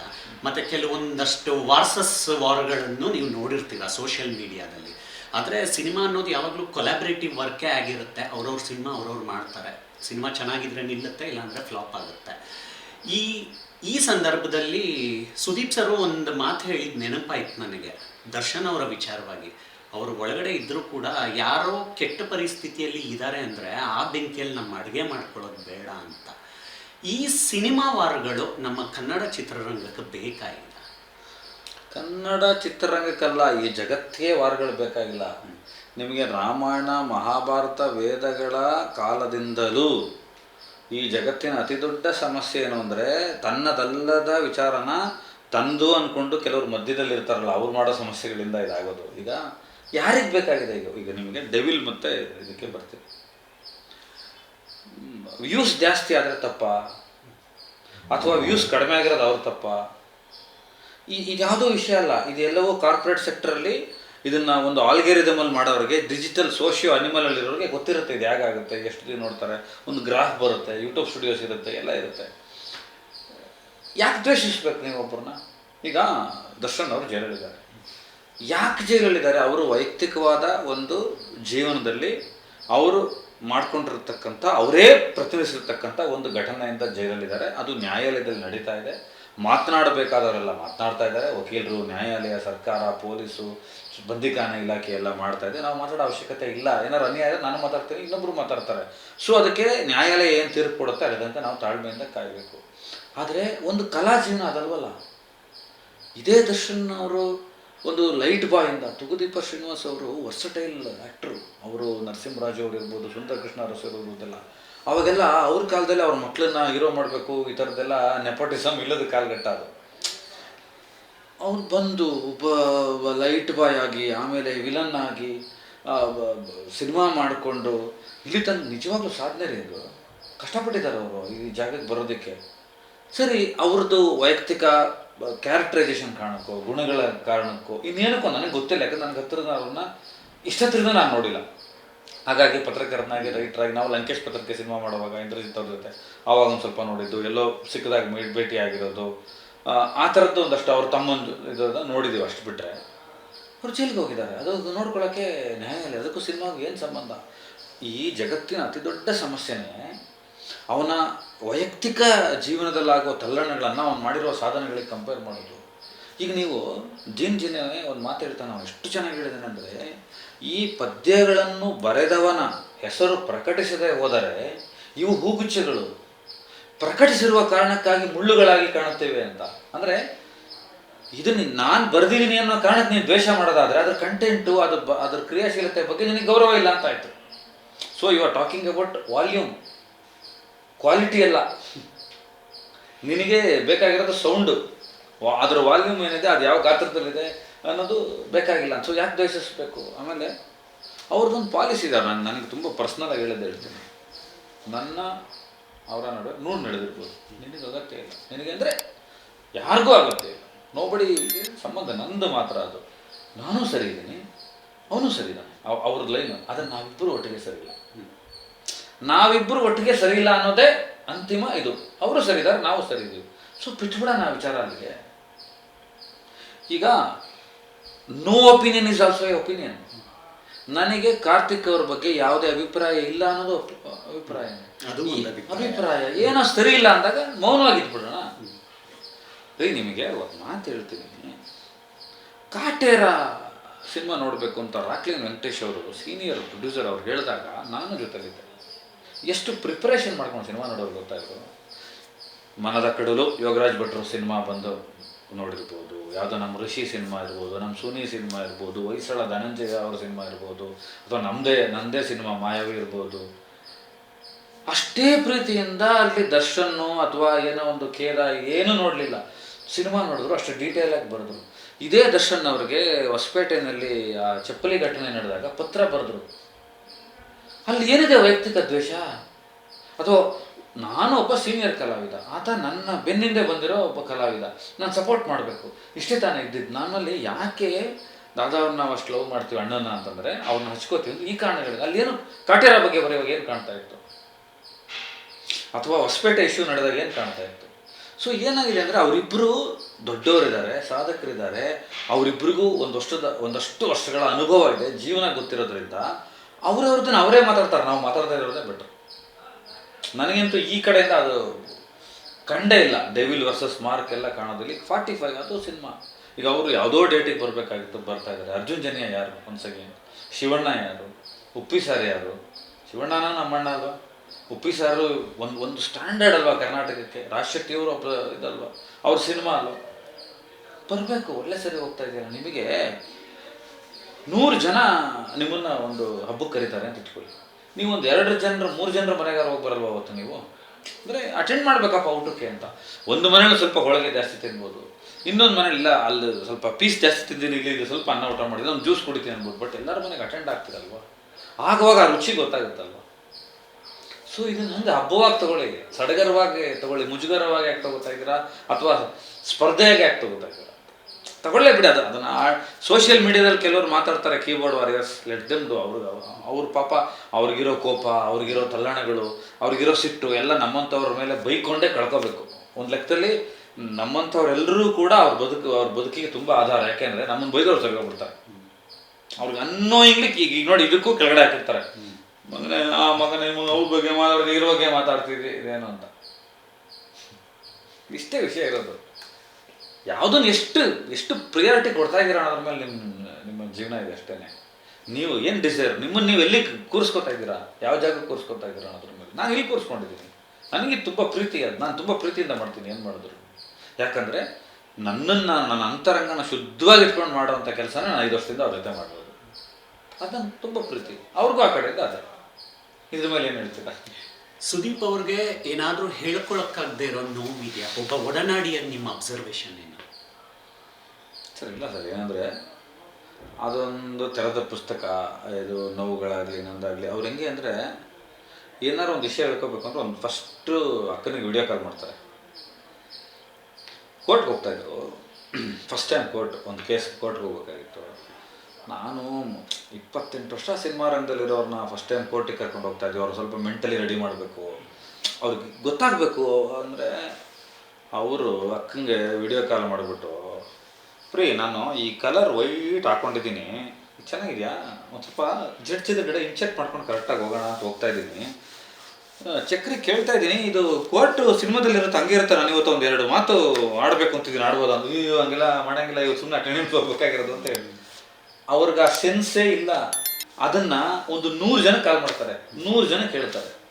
ಅವ್ರ ದೊಡ್ಡ ಸ್ಟ್ರೆಂತ್ ಏನು ಗೊತ್ತಾ, ಯಾವ್ದಾದ್ರು ಒಂದು ವಿಚಾರ ಬಾಧಿಸ್ತಾ ಇದೆ ಅಂತ ಅನಿಸ್ಬಿಟ್ರೆ ಅವ್ರಿಗೆ ಫಸ್ಟು ಅಮ್ಮ ಇದ್ದಾಗ ಸೈಲೆಂಟ್ ಆಗಿಬಿಡ್ತಾರೆ. ಇಲ್ಲ ಈಗ ಅಮ್ಮ ಇಲ್ದಿರೋದ್ರಿಂದ ಅವ್ರದ್ದೊಂದು ಫೋಟೋ ಮುಂದೆ ನಿಂತು ಏನೋ ಹೇಳ್ಕೊತಾರೆ ಅನಿಸುತ್ತೆ. ಅವರ ಶ್ರೀಮತಿಯವರು, ಪ್ರಿಯಾ ಮೇಡಮ್ ಅವರು, ಅಕ್ಕ, ಒಂದು ಬಳಗ ಇದೆ ಆ ಥರದ್ದು, ಎಲ್ರಿಗೂ ಹೇಳ್ಬಿಡ್ತಾರೆ ವಿಷಯ. ಆ ವಿಷಯ ಎಲ್ರಿಗೂ ಹೇಳ್ಬಿಟ್ಟು, ಆ ವಿಷಯ ಆ ವಿಷಯ ಗಂಭೀರತೆನೇ ಇಲ್ಲ, ಆ ವಿಷಯದಲ್ಲಿ ಏನೋ ಒಂದು ಸೀರಿಯಸ್ನೆಸ್ಸೇ ಇಲ್ಲ, ಆ ವಿಷಯಕ್ಕೆ ಅದಕ್ಕಷ್ಟು ನೋವೇ ಇಲ್ಲ ಮಾಡ್ಕೊಂಡ್ಬಿಡ್ತಾರೆ ಅವರು. ಅದೊಂದು ಸಖತ್ ಪ್ಲಸ್ ಅವರು. ನಮಗಾಗಲ್ಲ ಹಂಗೆ, ತುಂಬ ಸಲೀಸ್ ಮಾಡ್ಕೊಂಡ್ಬಿಡ್ತಾರೆ ಆ ವಿಷಯ. Dada will make that point it's so easy. ಅತ್ಯಂತ ಸುಲಭವಾದ ವಿಷಯ ಮಾಡ್ಬಿಡ್ತಾರೆ, ಕಷ್ಟವಾದ ವಿಷಯ. ಈಗ ಮೊನ್ನೆ ಕ್ರಿಕೆಟ್ ಆಡ್ದ ಮಂಜು ಬೌಲಿಂಗ್ ಮಾಡ್ತಾ ಇದ್ದ, ಈ ಪ್ಯಾಡ್ ಕಟ್ಕೊಂಡಿರ್ತಾರಲ್ಲ ಸ್ವಲ್ಪ ಮೇಲೆ ಬಂದಿತ್ತು, ಮಾಡ್ತಾ ಬಾಲ್ ಅವನು ಸರಿಯಾಗಿ ಎಸ್ಬಿಟ್ಟ. ಈಗ ವೈಶಾಖ್ ಅವರೆಲ್ಲ 140 ಕಿಲೋಮೀಟರ್ ಎಸಿತಾರೆ, ಪ್ರಾಕ್ಟೀಸಿಗೆ ಬರ್ತಾರೆ. ಮಂಜು ಮೈಸೂರು ಮಂಜು ಸರಿಯಾಗಿ ಬಿತ್ತು, ಕುಂಟ್ಕೊಂಡು ಹೋಗ್ತಿದ್ರಲ್ಲ, ಅದಕ್ಕೆ ಅದು ಆಗಿದ್ದ. ಅದಕ್ಕೆ ಏನೋ ಅನ್ಕೊಂಡ್ಬಿಟ್ರಲ್ಲ ನಾನು. ಅವ್ರಿಗೆ ಗೊತ್ತು ಅದಕ್ಕೆ ಒಂದು ಇದನ್ನ ಹಾಕ್ಕೋಬೇಕು, ಸ್ಟ್ರಾಪ್ ಹಾಕ್ಕೊಬೇಕು, ಅದ್ರೊಳಗಡೆ ಐಸ್ ಕ್ಯೂಬ್ ಇಟ್ಕೋಬೇಕು, 2 ದಿನ ಆಗುತ್ತೆ, ಇದೆಲ್ಲ ಬರುತ್ತೆ ಅಂತ. ಅದನ್ನೊಂದು 100 ಜನಕ್ಕೆ ಮಾತಾಡ್ಬಿಡ್ತಾರೆ. ಅದನ್ನು ಇದು ಹಿಂಗೆ ಬಿತ್ತು, ಇದು ಈ ಥರ ಆಯಿತು, ಇದು ಹಿಂಗೆ ಮಾಡ್ತಾ ಇದ್ದೀನಿ ಅಂತ. ಸೊ ಆ ಪೇನ್ನ ಲವ್ ಮಾಡೋಕ್ಕೆ ಸ್ಟಾರ್ಟ್ ಆಗ್ತಾರೆ. ಒಂದು ದೊಡ್ಡ ಗುಣ ಏನು ಗೊತ್ತಾ, ಯಾರಲ್ಲೇ ನನಗಾಗಲಿ ನಿಮ್ಗಾಗಲಿ ದಾದಂಗಾಗಲಿ ಯಾರಿಗೇ ಆಗಲಿ, ನಿಮಗೊಂದು ನೋವು ಬರೋದು ಅದು ನಿಮಗೇನೋ ಒಂದು ಪಾಠ ಕಲಿಸೋಕ್ಕೆ. ಒಂದು ಸಮಸ್ಯೆ ಬರೋದು, ಒಂದು ಸಮಸ್ಯೆ ಪದೇ ಪದೇ ಬರ್ತಾ ಇದೆ ಅಂದರೆ ಅದು ನಿಮ್ಗೊಂದು ಪಾಠನ ಕಲಿಸಿ ಹೋಗೋದಕ್ಕೆ ಬರೋದು. ಅದು ಕಲ್ತ್ಕೊಬಿಡಿ, ಆ ಸಮಸ್ಯೆ ಬರಲ್ಲ. ಅವ್ರೇನು ಮಾಡ್ತಾರೆ ಅಂದರೆ ಆ ನೋವನ್ನು ಪ್ರೀತಿಸೋಕ್ಕೆ ಶುರುವಾಗ್ಬಿಡ್ತಾರೆ. ನಂದು ಅದೇ ಫಾರ್ಮುಲಾ. ಆ ನೋವನ್ನು ನಾನು ಅದನ್ನು ಪ್ರೀತಿಸ್ತೀನಿ. ಹೊಟ್ಟೆಗೇನೋ ಸಮಸ್ಯೆ, ಡೋಂಟ್ ವರಿ, ನಾನು ನಿನ್ನ ಗಮನಿಸ್ತೀನಿ, ನಿನ್ನ ಸರಿ ಮಾಡ್ತೀನಿ, ನಿನಗೇನೋ ಆಗ್ತಾ ಇದೆ, ನೀನಿದ್ರೇ ನಾನಿರೋದು, ನಾನು ಅನ್ನೋದ್ರಲ್ಲಿ ನಿನ್ನೊಂದು ದೊಡ್ಡ ಭಾಗ ಇದೆ, ಅದಕ್ಕೆ ಇಳಿದ್ಬಿಡ್ತಾರೆ ಅವರು. ಸೊ ಈ ಆಫ್ ದಿ ರೆಕಾರ್ಡ್, ಇಷ್ಟು ವರ್ಷದಲ್ಲಿ ಆಫ್ ದಿ ರೆಕಾರ್ಡು, ಸ್ವಲ್ಪ ಚಕ್ರಿಯವರೇ ಆ ಕಡೆ ಇರಿ, ಇದು ಮಾಡೋದು ಏನು ನಾನು ನೋಡೇ ಇಲ್ಲಪ್ಪ. ಎಲ್ಲ ತುಂಬ ಪಾರದರ್ಶಕ, ಮುಕ್ತ, ಎಲ್ರಿಗೂ ಎಲ್ಲದನ್ನೂ ಹೇಳೋದು. ಈಗ ನೀವು ತುಂಬ ಕ್ಲೋಸ್ ಆದರೆ ನಿನ್ನೆ ರಾತ್ರಿ ಹಿಂಗಾಯ್ತು, ನಿಂಗೆ ಅಂದ, ನಾನು ಹಿಂಗೆ ಅಂದಿದ್ದೀನಿ ಅಂತ ಹೇಳ್ಬಿಟ್ಟು ಆ ಥರದ್ದೇನು ನನ್ನ ಗಮನಕ್ಕೆ ಬಂದಿದೆ. ಈಗ ನಾವಿಬ್ರು ಯಾವುದೋ ಒಂದು ಸಿನಿಮಾ ನೋಡ್ತೀವಿ ಅಂತ ಅಂದ್ಕೊಳ್ಳೋಣ. ನೀವು ನಿನ್ನೆ ನೋಡಿರ್ತೀರ, ನಾನು ಇವತ್ತು ಬೆಳಗ್ಗೆ ನೋಡಿರ್ತೀವಿ. ನೀವಿಬ್ರು ಸ್ಪೆಷಲಿ ಸಿನಿಮಾ ಕರ್ಮಿಗಳು, ನೀವು ಸಿನಿಮಾ ನಿರ್ದೇಶಕರು. ಕನ್ನಡ ಚಿತ್ರರಂಗದ ಬಗ್ಗೆ, ಆಗು ಹೋಗುಗಳ ಬಗ್ಗೆ, ಅಥವಾ ಯಾವುದೋ ಒಂದು ಸಿನಿಮಾ ನೋಡಿರ್ತೀರ, ಅದ್ರ ಬಗ್ಗೆ ಅನಲೈಸ್ ಮಾಡೋದು, ವಿಮರ್ಶೆ ಮಾಡೋದು, ಪರ್ಸ್ನಲ್ ಆಗಿ ಮಾತಾಡ್ಕೊಳ್ಳೋದು, ನಿಮ್ಮಿಬ್ಬರ ಮಧ್ಯೆ ನಡೆಯುವಂತಹ ಸಿನಿಮಾ ಚರ್ಚೆಗಳು ಹೇಗಿರುತ್ತೆ? ಇರುತ್ತೆ. ಒಳ್ಳೊಳ್ಳೆ ಸಿನಿಮಾಗಳು ನೋಡ್ಬಿಟ್ಟಿರ್ತಾರಲ್ಲ ಅವರು. ನಾವು ಯಾವ್ದಾದ್ರು ಕಳಿಸಿದ್ರೆ ಹೌದಲ್ಲ ಚೆನ್ನಾಗಿದೆ ಸಿನಿಮಾ, ಇಲ್ಲಿದೆ ಸಿನಿಮಾ ಇದು ನೋಡಬೇಕು ಅಂತ ಈ ಆಡಿಯನ್ಸ್ ನೋಡ್ತಾರಲ್ಲ, ಮನೆ ಸೆಕೆಂಡ್ ಫ್ಲೋರ್ ಲಾಂಜಲ್ಲಿ ಹಾಕ್ತಾರೆ. ಹಾಕ್ಬಿಟ್ಟು ಲ್ಯಾಪ್ಟಾಪ್ ಎಲ್ಲೋ ಗಿರ್ನಿ ಆ ಟೈಮಲ್ಲಿ ಜಾಸ್ತಿ ಸಿನಿಮಾ ನೋಡೋದು, ಮೂವಿಂಗಲ್ಲೇ ಸಿನಿಮಾ ನೋಡೋದು. ಮನೆಯಲ್ಲಿ ಕೂತ್ ನೋಡೋಷ್ಟು ಟೈಮ್ ಇಲ್ಲ ಅವ್ರಿಗೀಗ, ಇಬ್ರಿಗೂ ಇಲ್ಲ ಆ ಟೈಮ್ ನೋಡೋದು. ತುಂಬ ಸೀರಿಯಸ್ ಆಗಿ ನೋಡ್ತಾರೆ. ಆಮೇಲೆ ಸಣ್ಣ ಸಣ್ಣ ಸೂಕ್ಷ್ಮಗಳು ಅವ್ರಿಗೆ ತುಂಬ ಇಷ್ಟ ಆಗೋದೇನೆಂದರೆ, ಸಣ್ಣ ವಿಷಯಗಳನ್ನು ಎಷ್ಟು ಚೆನ್ನಾಗಿ ಹೇಳಿದ್ದಾನೆ, ತುಂಬ ದೊಡ್ಡ ವಿಷಯ ಅಲ್ಲ, ಸಣ್ಣ ವಿಷಯ ಎಷ್ಟು ಚೆನ್ನಾಗಿ ಅದನ್ನು ಕೆತ್ತಿದ್ದಾನೆ, ಆ ವಿಷಯನ ಎಷ್ಟು ಚೆನ್ನಾಗಿ ಕನ್ವೆ ಮಾಡಿದ್ದಾನೆ, ಆ ಶಾರ್ಟ್ ಎಷ್ಟು ಇದಾಯಿತು, ಅದನ್ನು ಅಯ್ಯೋ ಗಂಟೆಗಟ್ಟಲೆ ಹೇಳ್ತಾರೆ ಅದನ್ನು. ಆಮೇಲೆ ನಾವು ಹೇಳಿದ್ರು ಕೂಡ ಅಲ್ಲ ಯಾವುದಲ್ವಾ ಈ ಸಿನಿಮಾದಲ್ಲಿ ಒಂದು ಪಾಯಿಂಟ್, ಇದೊಂದು ವಿಶೇಷ ಇದೆ ಅಲ್ವಾ, ಇದನ್ನು ಟಚ್ ಮಾಡಿದ್ದಾನಲ್ವಾ. ಈಗ ಲೈಕ್ ಆವೇಶ ನೋಡಿದ್ಮೇಲೆ ಅದ್ರಲ್ಲಿ ಕೆಲವೆಲ್ಲ ಸೀನ್ಸ್ ಎಷ್ಟು ಚೆನ್ನಾಗಿ ಬರ್ತಿದ್ದಾನೆ, ರೈಟಿಂಗ್ ಇದನ್ನು ಹೇಳೋಕ್ಕಾಗಲ್ಲ. ಈ ಸಿನಿಮಾ ಬಾಯಲ್ಲಿ ಒಪ್ಸೋಕ್ಕಾಗಲ್ಲ, ಈ ಸಿನಿಮಾ ಹೆಂಗೆ ಮಾಡಬೇಕು ಆ ಥರದ್ದು. ಆಮೇಲೆ ಟೂರಿಸ್ಟ್ ಫ್ಯಾಮಿಲಿ ಇರ್ಬೋದು, ಕನ್ನಡದ ಸಿನಿಮಾ ಇರ್ಬೋದು, ಯಾವುದೇ ಥರ ಸಿನಿಮಾ ಇದ್ರು. ಈಗ ಪುಷ್ಪ 2 ನೋಡೋದು, ಪುಷ್ಪ 2 ನೋಡ್ಬಿಟ್ಟು ಒಬ್ಬ ರೈಟ್ರಿಗೆ ಏನು ಇರುತ್ತೆ, ರೈಟಿಂಗ್ ವ್ಯಾಲ್ಯೂ ಹೆಂಗಿರುತ್ತೆ, ಮೇಕಿಂಗ್ ವ್ಯಾಲ್ಯೂ ಇರುತ್ತೆ, ಹೀರೋ ವ್ಯಾಲ್ಯೂ ಹೆಂಗೆ ಬರುತ್ತೆ, ಕಮರ್ಷಿಯಲ್ ವ್ಯಾಲ್ಯೂ ಹೆಂಗೆ ಆಡೋದು, ಇಷ್ಟನ್ನೆಲ್ಲ ಸ್ನೇಹಿತರ ಹತ್ರ ಡಿಸ್ಕಸ್ ಮಾಡ್ತಾರೆ. ತುಂಬ ಮಾಡ್ಕೋತೀವಿ ಸಿನಿಮಾಗಳ ಬಗ್ಗೆ, ಹಾಡುಗಳ ಬಗ್ಗೆ. ಅವ್ರ ಟೇಸ್ಟ್ ಹಾಡುಗಳೇ ಬೇರೆ ಥರ ಟೇಸ್ಟ್ ಹಾಡುಗಳು. ಅಂದರೆ ಸಾಮಾನ್ಯರ ಅಸಾಮಾನ್ಯ ನಾಯಕ ಅದು. ಆ ಥರದ್ದೆಲ್ಲ ವಾರಕ್ಕೆ 2-3 ಚರ್ಚೆ ಆ ಥರದ್ದು ನಡೆಯುತ್ತೆ. ಆಮೇಲೆ ಕೆಟ್ಟ ಸಿನಿಮಾ ಇದ್ದರೆ ಆ ಡೈರೆಕ್ಟ್ರನ್ನೇ ಕರೆಸಿ ಅವ್ರಿಗೂ ಹೇಳಿ 2 ದಿನ ಬುದ್ಧಿವಾದ ಹೇಳ್ತಾರೆ, ಇದು ಹಿಂಗೆ ಮಾಡಬಾರ್ದಾಯ್ತು, ಈ ಕಂಟೆಂಟು ಇದಿಷ್ಟು ಚೆನ್ನಾಗಿತ್ತು, ಇದನ್ನು ಇಷ್ಟೆತ್ತಿ ಇದನ್ನು ಹಿಡಿದ್ಬಿಡ್ಬೇಕಾಗಿತ್ತು ಅಂತ ದಿನಗಟ್ಟಲೆ ಮಾತಾಡ್ತಾರೆ. ಈಗ ಅವ್ರ ಮನೇಲಿ ಒಂದು ಸಿನಿಮಾ ನೋಡಬೇಕು ಅಂದರೆ ಒಂದು 30,000 ಖರ್ಚಾಗುತ್ತೆ ಸಿನಿಮಾ ತೋರಿಸೋರಿಗೆ. ಒಂದು ಹೇಳ್ತೀನಿ, ಹಾಕ್ಬೇಕು ನಾವು ಇದನ್ನು. ಫಾರ್ ಎಕ್ಸಾಂಪಲ್, ಈಗ ನಾನು ಒಂದು ಸಿನಿಮಾ ಮಾಡಿದ್ದೀನಿ ಅಂತ ಇಟ್ಕೊಳ್ಳಿ, ದಾದಾ ನೀವು ನೋಡಬೇಕು ಸರ್, ನೋಡಿ ಪ್ಲೀಸ್ ಅಂದಾಗ ಹಾಕಿ ಲೈಸೆನ್ಸ್ ಕೊಡಿಸ್ಬಿಡಿ. ನಾನಂತೂ ಥಿಯೇಟ್ರಿಗೆ ಬರೋಕ್ಕಾಗಲ್ಲ, ಪ್ರೀಮಿಯರ್ ಶೋಗೆ ಬರೋದು, ಉಪೇಂದ್ರ ಸರ್ಗೋಸ್ಕರ ಒಂದು ಸಲ ಹೋಗಿದ್ದಷ್ಟೆ. ನಮ್ಮ ಕೆಲಸ ಅಷ್ಟೇ, ಲೈಸೆನ್ಸ್ ಕೊಡಿಸ್ಬಿಟ್ಟು ಸರ್ ಸಿನಿಮಾ ಹಾಕಿದ್ವಿ ಸರ್, ಇದು ವರ್ಲ್ಡ್ ಇದೆ ಅಂತ. ಇವರೊಂದು ಬೆಳಗ್ಗೆ ಕರೀತಾರೆ ಫಸ್ಟು. ಅವ್ರು ಇವ್ರಿಗೆ ರಾಜ್ಯಕರೇ ಬನ್ನಿ, ಪಿಕ್ಚರ್ ನೋಡೋಣ, ಇವತ್ತು ಈ ಸಿನಿಮಾ ನೋಡೋಕೆ ಇಷ್ಟಪಡ್ತೀರಾ ಎಲ್ಲ ಬನ್ನಿ. ಒಂದು 35 ಜನ 40 ಜನರದ್ದು ಒಂದು ತಂಡ ಸೇರುತ್ತೆ. ನಮ್ಗೆ ಅದು ಏನಾರಾಗಲಿ ಅವ್ರು ಏಪ್ರಾನ್ ಕಟ್ಕೊಂಡ್ಬಿಟ್ರೆ ಶುರು ಆಗ್ಬಿಡುತ್ತೆ ಟೆನ್ಷನ್. ಅಡುಗೆ ಮಾಡ್ತೀನಿ ಅಂತ 10 ಜನಕ್ಕೆ ಅಡುಗೆ ಮಾಡ್ತಾರೆ, ಪಾರ್ಟಿ ಅರೇಂಜ್ ಆಗುತ್ತೆ. ತುಂಬ ನೀಟಾಗಿ ಒಂದು ಥಿಯೇಟ್ರಲ್ಲಿ ಕೂತ್ಕೊಂಡು ನೋಡುವಾಗ ಪಾಪ್ಕಾರ್ನ್ ಹೆಂಗಿದೆ, ಸೊ ಇದೇನಿದೆ, ಕಾಫಿ ಹೆಂಗಿದೆ, ಟೀ ಹೆಂಗಿದೆ, ಪಪ್ಸಿ, ಕೋಕೋ ಎಲ್ಲ ಇರುತ್ತೆ ಅಲ್ಲಿ. ನೀಟ್ ಸಿನಿಮಾ ನೋಡೋದು. ಅದಾದ ತಕ್ಷಣ ಒಂದು ಇಂಟ್ರಾಕ್ಷನ್ ಆ ಡೈರೆಕ್ಟ್ರ್ ಜೊತೆ ಒಂದು ಇದಿರ್ತದೆ. ಅಡುಗೆ ಮಾಡೋದು, ಒಂದು ಪಾರ್ಟಿ ಕೊಡೋದು, ಮತ್ತು ಏನು ಪ್ರಚಾರಕ್ಕೆ ನಾನೇನು ಮಾಡ್ಬೋದು, ಈಗ ಈ ಸಿನಿಮಾನ ಹೆಂಗೆ ಎತ್ಬೋದು. ಅವ್ರು ಯಾರು ಆಗಿರ್ತಾರ್ರಿ, ಅವ್ರು 2 ಸಲ ಬಂದಿರ್ತಾರೆ ಅಷ್ಟೇ ಇವ್ರ ಹತ್ರ. ಅವ್ರ ಸಿನಿಮಾ ಇವ್ರು ಹೆಂಗೋ ಅವ್ರನ್ನ ಹಿಡಿದುಬಿಟ್ಟು ಸಿನಿಮಾ ತೋರ್ಸೋಕ್ಕೆ ಹೇಳ್ಬಿಟ್ಟಿರ್ತಾರೆ. ಒಂದು 3 ದಿನ ಮಾಡ್ತಾರೆ ಅದನ್ನು. ಇದು ಈ ಥರ ಮಾಡಿ ಪ್ರಚಾರದ ಇದನ್ನು ಮಾಡಿ, ಅವನು ಇಷ್ಟು ಚೆನ್ನಾಗಿ ಮಾಡಿ, ಅವ್ನು ಕರೀರಿ, ಅವನ್ನ ನಾನು ನೋಡಬೇಕು, ಈ ಕ್ಯಾರೆಕ್ಟರ್ ತುಂಬ ಚೆನ್ನಾಗಿ ಮಾಡಿದಾನ ಅವನು, ಟ್ವೀಟ್ ಮಾಡ್ತೀನಿ, ಅಥವಾ ಇನ್ನೇನಾದ್ರು ಪಬ್ಲಿಸಿಟಿಗೆ ಬೇಕಾ, ವಿಡಿಯೋ ಬೇಕಾ. ನಾನು ಕೇಳೋದು ಅವ್ರಿಗೆ 35,000 ಖರ್ಚಾಯ್ತು. ಅಲ್ಲ, ಇಲ್ಲಿ ನಿಮಗೆ 3.5 ಲಕ್ಷ ಖರ್ಚಾಯ್ತಲ್ಲ ಸಿನಿಮಾ ನೋಡಿ ಅವ್ರು ಪ್ರೋತ್ಸಾಹ ಕೊಟ್ಟಿದ್ದಕ್ಕೆ. ಅಂದರೆ ಅವ್ರ ಖರ್ಚು ಲೆಕ್ಕ ಹಾಕಲ್ಲ, ನನ್ನ ಮನ್ಸಲ್ಲಿ ಅವ್ರು ಹೇಳಿಲ್ಲ ಇದುವರೆಗೂ, ನನ್ನ ಮನ್ಸಲ್ಲಿ ಹಾಕೊಳ್ಳೋದು. 3 ದಿನ ಹೋಯ್ತು, ಇದೇ ನಡೀತಾ ಇದೆಯಲ್ಲ ಈ ಸಿನಿಮಾ ಕತೆ. ಆಯ್ತಲ್ಲ, ಸಿನಿಮಾ ನೋಡಿದ್ವಿ, ಅದ್ರ ಬಗ್ಗೆ ಒಂದು ಅಭಿಪ್ರಾಯ ಹೇಳಿದ್ವಿ, ಮುಗಿತು, ನಂದು ಅಷ್ಟೇಪ್ಪ. ಹಂಗೆ ಮಾಡಲ್ಲ ಅದು ಅಷ್ಟು ಆಳವಾದ ಸೂಕ್ಷ್ಮವಾದ ಮನುಷ್ಯ. ಅದನ್ನು ನಿಮ್ಗೆ ಅರ್ಥ ಮಾಡ್ಸಕ್ಕೆ ಉದಾಹರಣೆ. ನೀವು ನೋಡಿದ್ರ ಮಾರ್ಕ್ ಫೈನಲ್ ಕಾಪಿ? ಇಲ್ಲ, ಫೈನಲ್ ಕಾಪಿ ಈಗ ಇನ್ನೊಂದು ಮೋಸ್ಟ್ಲಿ 3-4 ಡೇಸಲ್ಲಿ ಬರುತ್ತೆ, 20-10 ಬರುತ್ತೆ. ನಾನು ಆಲ್ಮೋಸ್ಟು ಹಂಗೆ ನೋಡಿದ್ದು, ಕಥೆಯಿಂದ ಹಿಡಿದು, ಚಿತ್ರಕಥೆಯಿಂದ ಹಿಡಿದು, ಸಂಭಾಷಣೆಯಿಂದ ಹಿಡಿದು, ಮೇಕಿಂಗಿಂದ ಹಿಡಿದು. ನಾನು ಒಂದು ಶೆಡ್ಯೂಲ್ ಇದ್ದೆ, ಇನ್ನೊಂದು ಶೆಡ್ಯೂಲ್ ಹೋಗೋಕ್ಕಾಗಲ್ಲ, because of my health issues ಮಾಡೋಕ್ಕಾಗಿಲ್ಲ, ಮತ್ತೆ ಜಾಯ್ನ್ ಆದೆ. ಆಲ್ಮೋಸ್ಟ್ ಫ್ರೇಮ್ ಟು ಫ್ರೇಮ್ ಗೊತ್ತಿರುತ್ತೆ. ಒಂದು ಸ್ಟ್ರೆಚ್ಚಲ್ಲಿ ಮ್ಯೂಸಿಕ್ ಎಲ್ಲ ಆದಮೇಲೆ ಈಗ ಕಾಪಿ ತಗೊಂಡು ನೋಡು. ಇಷ್ಟೆಲ್ಲ ಕೆಲಸಗಳ ಮಧ್ಯೆ ಬಿಗ್ ಬಾಸ್ 12 ನೋಡ್ತಿದ್ದೀರಾ? ಇಲ್ಲ, ನಾನು ಇದು ಇವ್ರ ಜೊತೆ ಇದ್ದಾಗ ಸಾಟರ್ಡೆ ಎಪಿಸೋಡ್ಸ್ನ ಲೈವಲ್ಲಿ ನೋಡೋದು, ಅಷ್ಟೇ ನೋಡೋಕ್ಕಾಗೋದು. ಇನ್ನು ನನಗೆ ನಾನು ನೋಡೋಕ್ಕಿಂತ ಜಾಸ್ತಿ ನಮ್ಮಮ್ಮ ಫೀಡ್ಬ್ಯಾಕ್ ಕೊಡುತ್ತೆ ಮನೆಗೆ ಹೋದಾಗ. ಅವರು ಟಿ ವಿ ಹೊರಗಡೆ ಕೂತ್ಕೊಂಡು ನೋಡಲ್ಲ, ಒಳಗಡೆ ಹೋಗ್ಬಿಟ್ಟಿರ್ತಾರೆ. ಬಿಗ್ ಬಾಸ್ ಮನೆ ಒಳಗಡೆ ನಮ್ಮಮ್ಮನೇ ಒಂದು ಕಂಟೆಸ್ಟ್ ಥರ ಆಡ್ತಾ ಇರ್ತಾರೆ, ಬೈತಾ ಇರ್ತಾರೆ, ನಂತಿರ್ತಾರೆ. ಸೊ ಹಂಗೆ ಸೀರಿಯಸ್ ಆಗಿ ನಮ್ಮ ಮನೇಲೊಬ್ಬರು ನಮ್ಮ ತಾಯಿಯವರು ಇರೋದ್ರಿಂದ. ಆಮೇಲೆ ಇವರು ಇವತ್ತು ಶುಕ್ರವಾರ ಅಂದರೆ ಎಲ್ಲ ನೋಡ್ತಾರೆ, ಮಾಡ್ತಾರೆ. ದಾದಾ ಆಲ್ಮೋಸ್ಟ್ ಎಲ್ಲ ಗೊತ್ತಿರುತ್ತೆ, ಸೀಸನ್ ನೋಡ್ತಾ ಇರ್ತೀವಿ. ಇಷ್ಟೆಲ್ಲ ವಿಷಯಗಳನ್ನು ನಮ್ಮ ಜೊತೆ ಹಂಚ್ಕೊಟ್ರಿ. ಒಂದು ಸ್ಟಾರ್ ಸಿನಿಮಾಗೆ ಯಾವಾಗಲೂ ಕೂಡ ಪ್ರಚಾರದ ಗುಂಗು ಬೇಕಾಗಿರಲ್ಲ. ಅದರಲ್ಲೂ ಸುದೀಪ್ ಸರ್ 1 ವರ್ಷ ಆದಮೇಲೆ ಬರ್ತಾ ಇದ್ದಾರೆ. ಮ್ಯಾಕ್ಸ್ ಅವತ್ತು ಡಿಸೆಂಬರಲ್ಲಿ ಹಿಟ್ಟಾಗಿತ್ತು, ಅದೇ ದಾರಿಯಲ್ಲಿ ಮಾರ್ಕ್ ಕೂಡ ತನ್ನ ಮಾರ್ಕ್ ಒತ್ತೋದಕ್ಕೆ ಬರ್ತಾ ಇದೆ. ನೀವು ಅವರ ಒಡನಾಡಿಯಾಗಿ, ಅವರ ಹಿತಚಿಂತಕರಾಗಿ ಪ್ರೇಕ್ಷಕರಿಗೆ ಏನಾದರೂ ಹೇಳಕ್ಕೆ ಇಷ್ಟಪಡ್ತೀರಾ? ಇಲ್ಲ, ನಾನು ಏನು ಹೇಳೋದಂದರೆ, ಕನ್ನಡ ಚಿತ್ರರಂಗ ಇವಾಗ ಚಿನ್ನದ ಥರ ಇದೆ. ಆ ಚಿನ್ನಕ್ಕಿದೆ ಹಾಲ್ಮಾರ್ಕ್ ಥರ ಸಿನಿಮಾ ಈ ಮಾರ್ಕ್. ಇವ್ರಿಗೆ ಒಂದಷ್ಟು ಅತೃಪ್ತ ಅಭಿಮಾನಿಗಳಿದ್ದಾರೆ, ನಾನು ಗಮನಿಸಿದ್ದೀನಿ. ಇಡೀ ರಾಜ್ಯದಲ್ಲಿ ಹೊರಗಡೆ ಹೋದಾಗೆಲ್ಲ ನೋಡಿದ್ರೆ ಇವರು ಏನೇ ಮಾಸ್ ಎಲಿಮೆಂಟ್ ಮಾಡಿದ್ರು, ಇವರು ತುಂಟನಾಗಿರ್ಬೇಕು ಇವ್ರ ಅಭಿಮಾನಿಗಳಿಗೆ. ನಾನು ಅಭಿಮಾನಿಗಳ ಲೆಕ್ಕದಲ್ಲಿ ನೋಡೋದಾದರೆ ಇವರು ತುಂಟಾಗಿರ್ಬೇಕು, ಒಂದು ಸ್ವಲ್ಪ ಲೈಟ್ ಗ್ರೇ ಇರಬೇಕು, ವಿಲನ್ ಶೇಡ್ ಇರಬೇಕು, ತುಂಬ ಒಳ್ಳೆಯನೆಲ್ಲ ಆಗಿರಬಾರ್ದು. ಆ ಥರದ್ದೆಲ್ಲ ಇದ್ದರೆ ಅವ್ರ ಫ್ಯಾನ್ಸಿಗೆ ಸ್ವಲ್ಪ ಇಷ್ಟ. ಇನ್ನು ಏನು ಮಾಡಿದ್ರು ಇನ್ನೂ ಏನೋ ಮಾಡಬೇಕಾಗಿತ್ತು ಅನ್ನೋ ಅತೃಪ್ತ ಅಭಿಮಾನಿಗಳು ಜಾಸ್ತಿ ಅವ್ರಿಗೆ.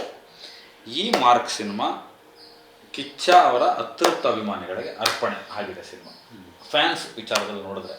ಇನ್ನೊಂದು ಎಂಟರ್ಟೈನ್ಮೆಂಟ್ ಕೋಶೆಂಟಲ್ಲಿ ನೋಡಿದ್ರೆ ನಿಮ್ಮ 2 ಗಂಟೆ 20 ನಿಮಿಷ ಹತ್ತತ್ರ ಏನು ಸಮಯ ಇದೆ, 2.5 ಗಂಟೆ ಒಳಗಡೆ ಬರುತ್ತೆ. ಇನ್ನು ಫೈನಲ್ ಲಾಕ್ ಆಗದೇ ಇರೋದ್ರಿಂದ ನಿಮ್ಮ ತುಂಬ ಚೆನ್ನಾಗಿ ನಾವು V called as A auditorium engagement ಅಂತ. ಅಂದರೆ ಒಂದು ಜನ ನೋಡುವವ್ರನ್ನ ಎಷ್ಟು ಎಂಗೇಜ್ ಮಾಡ್ತಾ ಇದೆ ಅನ್ನೋ ತುಂಬ ಒಳ್ಳೆ ಎಂಗೇಜ್ ಇದೆ. ಆಮೇಲೆ ಎಲ್ಲೂ ನಿಮಗೆ ಡ್ರಾಪ್ ಅನಿಸಲ್ಲ, ಟೆಂಪೋ ಆ ಒಂದು ವೇಗ ಡ್ರಾಪ್ ಅನಿಸಲ್ಲ. ಈ ಸಲ ರೈಟಿಂಗಲ್ಲಿ ಒಂದು ಮ್ಯಾಕ್ಸ್ಗಿಂತನೂ ಈ ಸಲ ಇದರಲ್ಲಿ ಒಂದು ಡಾರ್ಕ್ ಕಾಮಿಡಿ, ಒಂದು ಬ್ಲ್ಯಾಕ್ ಕಾಮಿಡಿ ಅಂತ ಏನಂತ ಅದನ್ನು ಎಕ್ಸಿಕ್ಯೂಟ್ ಮಾಡಿದ್ವಿ. ಅದು ಡೈರೆಕ್ಟರ್ ಐಡಿಯಾ, ಅದನ್ನ ಐಡಿಯಾ ಎಲ್ಲ ಒಂದು ಟೀಮು ರೈಟಿಂಗಲ್ಲೇ ಆಗಿರೋದು, ಮತ್ತು ಆಯಾ ಕ್ಯಾರೆಕ್ಟರ್ಗಳು ಮಾಡಿದ್ದಾವೆ. ಅದು ಚೆನ್ನಾಗಿ ಅನಿಸುತ್ತೆ. ಒಂದು ಎಮೋಷನಲ್ ಕೋಶೆಂಟ್ ಇದೆ ಈ ಸಿನಿಮಾದಲ್ಲಿ. ಅದು ಸೆಕೆಂಡ್ ಹಾಫಲ್ಲಿ ತುಂಬ ಚೆನ್ನಾಗಿ ಕ್ಯಾರಿ ಆಗುತ್ತೆ. ನನ್ನ ಪ್ರಕಾರ ಇಂಟರ್ವಲ್ ಪಾಯಿಂಟಲ್ಲಿ ಪ್ರೇಕ್ಷಕ ಸರಿಯಾಗಿ ಸಿಗಾಕಣ್ಣಪ್ಪ ಅಂತ ಒಂದು ಸೈಲೆನ್ಸ್ ಆಗಿ ಅವನು ನಿಟ್ಟಿಸಲು ಬಿಟ್ಟು ಏನು ಮಾಡ್ತಾನೆ ಗುರು ಇನ್ನ ಅಂತ ಒಂದು ಬ್ಲ್ಯಾಂಕ್ ಸ್ಟೇಜಿಗೆ ಹೋಗ್ತಾನೆ ಅಂತ ನನಗೆ. ಯಾಕಂದ್ರೆ ನಮ್ಮ ಸಿನಿಮಾ ಬಗ್ಗೆ ನಾವು ಈಗ ಅವ್ರು ಏನು ಮಾಡೋದು ನಮ್ಮದು, ನಾನೇನು ಮಾಡೋದು ಅವ್ರದ್ದು. ನಾವು ಹೆಚ್ಚು ಮಾತಾಡೋದು ಕೆಲವ್ರಿಗೆ ಅದು ಸರಿಯಾ ಇರ್ಬೋದು. ಆ ಬ್ಲ್ಯಾಂಕ್ ಸ್ಟೇಜ್ಗೆ ಇಂಟರ್ವಲ್ ಹೋಗ್ತಾನೆ, ಒಂದು ಡೆಡ್ ಎಂಡಿಗೆ ಬಂದುಬಿಟ್ಟು ವಿಷಯ ಅಂತ ಹೋಗ್ತಾನೆ. ಆಡಿಯನ್ಸು, ಪ್ರೇಕ್ಷಕ, ಅಭಿಮಾನಿಗಳು ಅಂತ ಅಂದ್ಕೊಂಡಿದ್ದೀನಿ, ಹೋಗೇ ಹೋಗ್ತಾರೆ. ಅವನಂಗೆ ಬ್ಲಾಂಕ್ ಆದ ಅಂದರೆ ಈ picture super hit, blockbuster hit. ಅದು ಒಂದು ಟೆಸ್ಟ್ ನಮಗೆ, ಪರೀಕ್ಷೆ, ಅಗ್ನಿ ಪರೀಕ್ಷೆ. ಯಾಕಂದರೆ ಅದಷ್ಟು ಪ್ರಮುಖವಾದ ಪಾಯಿಂಟ್ ಅದು ಸಿನಿಮಾದಲ್ಲಿ. ಆಮೇಲೆ 100% ಸಿನಿಮಾ ನಿಮಗೆ ಬೋರ್ ಆಗಲ್ಲ, ತುಂಬ ಹೊಸ ಥರ ಇದೆ. ಇವ್ರ ಅಭಿಮಾನಿಗಳಿಗಂತೂ ಸಿಕ್ಕಾಪಟ್ಟೆ ವರ್ಷ ತೊಡಕು. ನಾನು ದೀಪಾವಳಿ ಅಂತ ಹೇಳಲ್ಲ, ವರ್ಷ ತೊಡಕೆ. ಗಾಯ ಆಗೋದಕ್ಕಿಂತ ಮುಂಚೆನೆ ನಾವು ಮುಲಾಮ್ ಹುಡುಕೋಬೇಕು ಅಂತ ಬದುಕಿದವರು ನೀವು. ನಿಮ್ಮ ಹೋರಾಟವನ್ನು, ನಿಮ್ಮ ಕಲಾ ಪ್ರೀತಿಯನ್ನು, ನಿಮ್ಮ ಸಿನಿಮಾಗಳನ್ನು ನೋಡ್ಕೊಂಡು ಬಂದಿದ್ದೀವಿ. ನಿಮ್ಮ ಮುಂದಿನ ಹೆಜ್ಜೆ ಕೂಡ ಇಷ್ಟೇ ಸುಖಕರವಾಗಿರಲಿ ಅನ್ನೋ ಆಶಯದ ಜೊತೆಗೇ ನಾನು ನಿಮ್ಮನ್ನು ಬೀಳ್ಕೊಡ್ತೀನಿ. ಮತ್ತೆ ಡಿಸೆಂಬರ್ 25ನೇ ತಾರೀಕು ಸಿಗೋಣ. I wish you very all the best. Thank you. ಎಲ್ರಿಗೂ ನಮಸ್ಕಾರ. ಖುಷಿ ನಿಮ್ಮ ಜೊತೆ ಯಾವಾಗ ಮಾತಾಡೋದು ಖುಷಿ. ಬೇರೆ ತುಂಬ ಸೂಕ್ಷ್ಮವಾಗಿರ್ತೀರ, ತುಂಬ ಆಳವಾಗಿ ಇರುತ್ತೆ ನಿಮ್ಮ ಥಾಟ್ಸು. ನಿಮ್ಮನ್ನು ನೋಡೋಕ್ಕೆ ನೀವು ಸಖತ್ ಪೋಲಿ ಹುಡುಗ ಅನ್ನಿಸ್ತೀರ ಬೈ ಅಪಿಯರೆನ್ಸ್, ನಂತರ ನೀವು. ಆದರೆ ಒಳಗಿನಿಂದ ಅಲ್ಲೊಂದು ಫ್ಲವರ್ ಇದೆ, ಅಲ್ಲೊಂದು ವಿಚಾರ ಇದೆ, ಆಮೇಲೆ ನಿಮ್ಮಲ್ಲೊಂದು ಎಜುಕೇಷನ್ ಇದೆ, ನಿಮ್ಮಲ್ಲೊಂದು ಅನುಭವ ಇದೆ. ಅದು ನನಗೆ ಪ್ರತಿ ಸಲ ನೀವು ಯಾವುದೋ ಚಾನಲ್ ಹೆಸರುಗಳು ಬೇಡ, ಸಿಕ್ಕದಾಗೆಲ್ಲ 12 ವರ್ಷದಿಂದ ನಿಮ್ಮ ಪ್ರಶ್ನೆಗಳು ಹಂಗಿರುತ್ತೆ, ನಿಮ್ಮ ಕಾಯುವಿಕೆ ಹಂಗಿರುತ್ತೆ. ನಿಮ್ಮ ಚಾನಲ್ಗೂ ಎಲ್ರಿಗೂ ಎಲ್ಲ ನನ್ನ ಸ್ನೇಹಿತರೆ ಸೇರಿ ಮಾಡಿರೋದು ಚಾನಲ್ ಇದು. ಎಲ್ಲ ಒಳ್ಳೆಯದಾಗಲಿ, ಹಾಗಾಗಿ ಸಿಗ್ತಾ ಇರೋಣ. ಎಲ್ಲರೂ ಅವತ್ತು ಬರಬೇಕು ಥಿಯೇಟ್ರಿಗೆ. ಇಡೀ ನಿಮ್ಮ ತಂಡ ಎಲ್ಲ ಬಂದು ಸಿನಿಮಾ ನೋಡಿ ನಿಮ್ಮ ಮುಕ್ತವಾದ ಅಭಿಪ್ರಾಯಗಳನ್ನು ಹೇಳಿ. ಎಲ್ಲಕ್ಕಿಂತ ಮುಖ್ಯವಾಗಿ ಮನಸ್ಸೊಳಗಿನ ಕಾರ್ಯಕ್ರಮ ಹೆಸರು ಹೇಳಿದ್ರೆ ನೀವು, ನನ್ನೊಳಗಿನ ನಾನು ಇದು ಯಾರಿಗೆ ದಕ್ಕುತ್ತೋ, ಯಾರಿಗೆ ನನ್ನೊಳಗೆ ನಾನು ಕುರುಹು ಕಾಣುತ್ತೋ, ದಕ್ಕುತ್ತೋ, ನನ್ನ ಪ್ರಕಾರ ಅವನಿಗೆ ಇಡೀ ಯೂನಿವರ್ಸ್ ದಕ್ಕದಂಗೆ.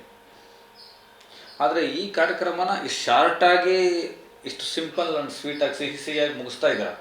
ಆದರೆ ಇದೊಂಥರ ಹೇಗೆ ಅಂದರೆ, ನಾವೇ ಬರೆದಿರೋ ನಮ್ಮ ಆತ್ಮಚರಿತ್ರೆಯನ್ನು ಬೇರೆ ಯಾರೋ ಎದುರುಗಡೆ ಕೂತ್ಕೊಂಡು ಓದಿದ್ರೆ ಎಷ್ಟು ಕಟುವಾಗಿರುತ್ತೆ. ಯಾಕಂದರೆ ಜಗತ್ತಲ್ಲಿ ಬರೆದ ಆತ್ಮಚರಿತ್ರೆಗಳು ನಮ್ಮ 90 ಭಾಗ ಸುಳ್ಳು ಅಂತ ನಮ್ಮದೊಂದು, ನಾನು 90 ಭಾಗ.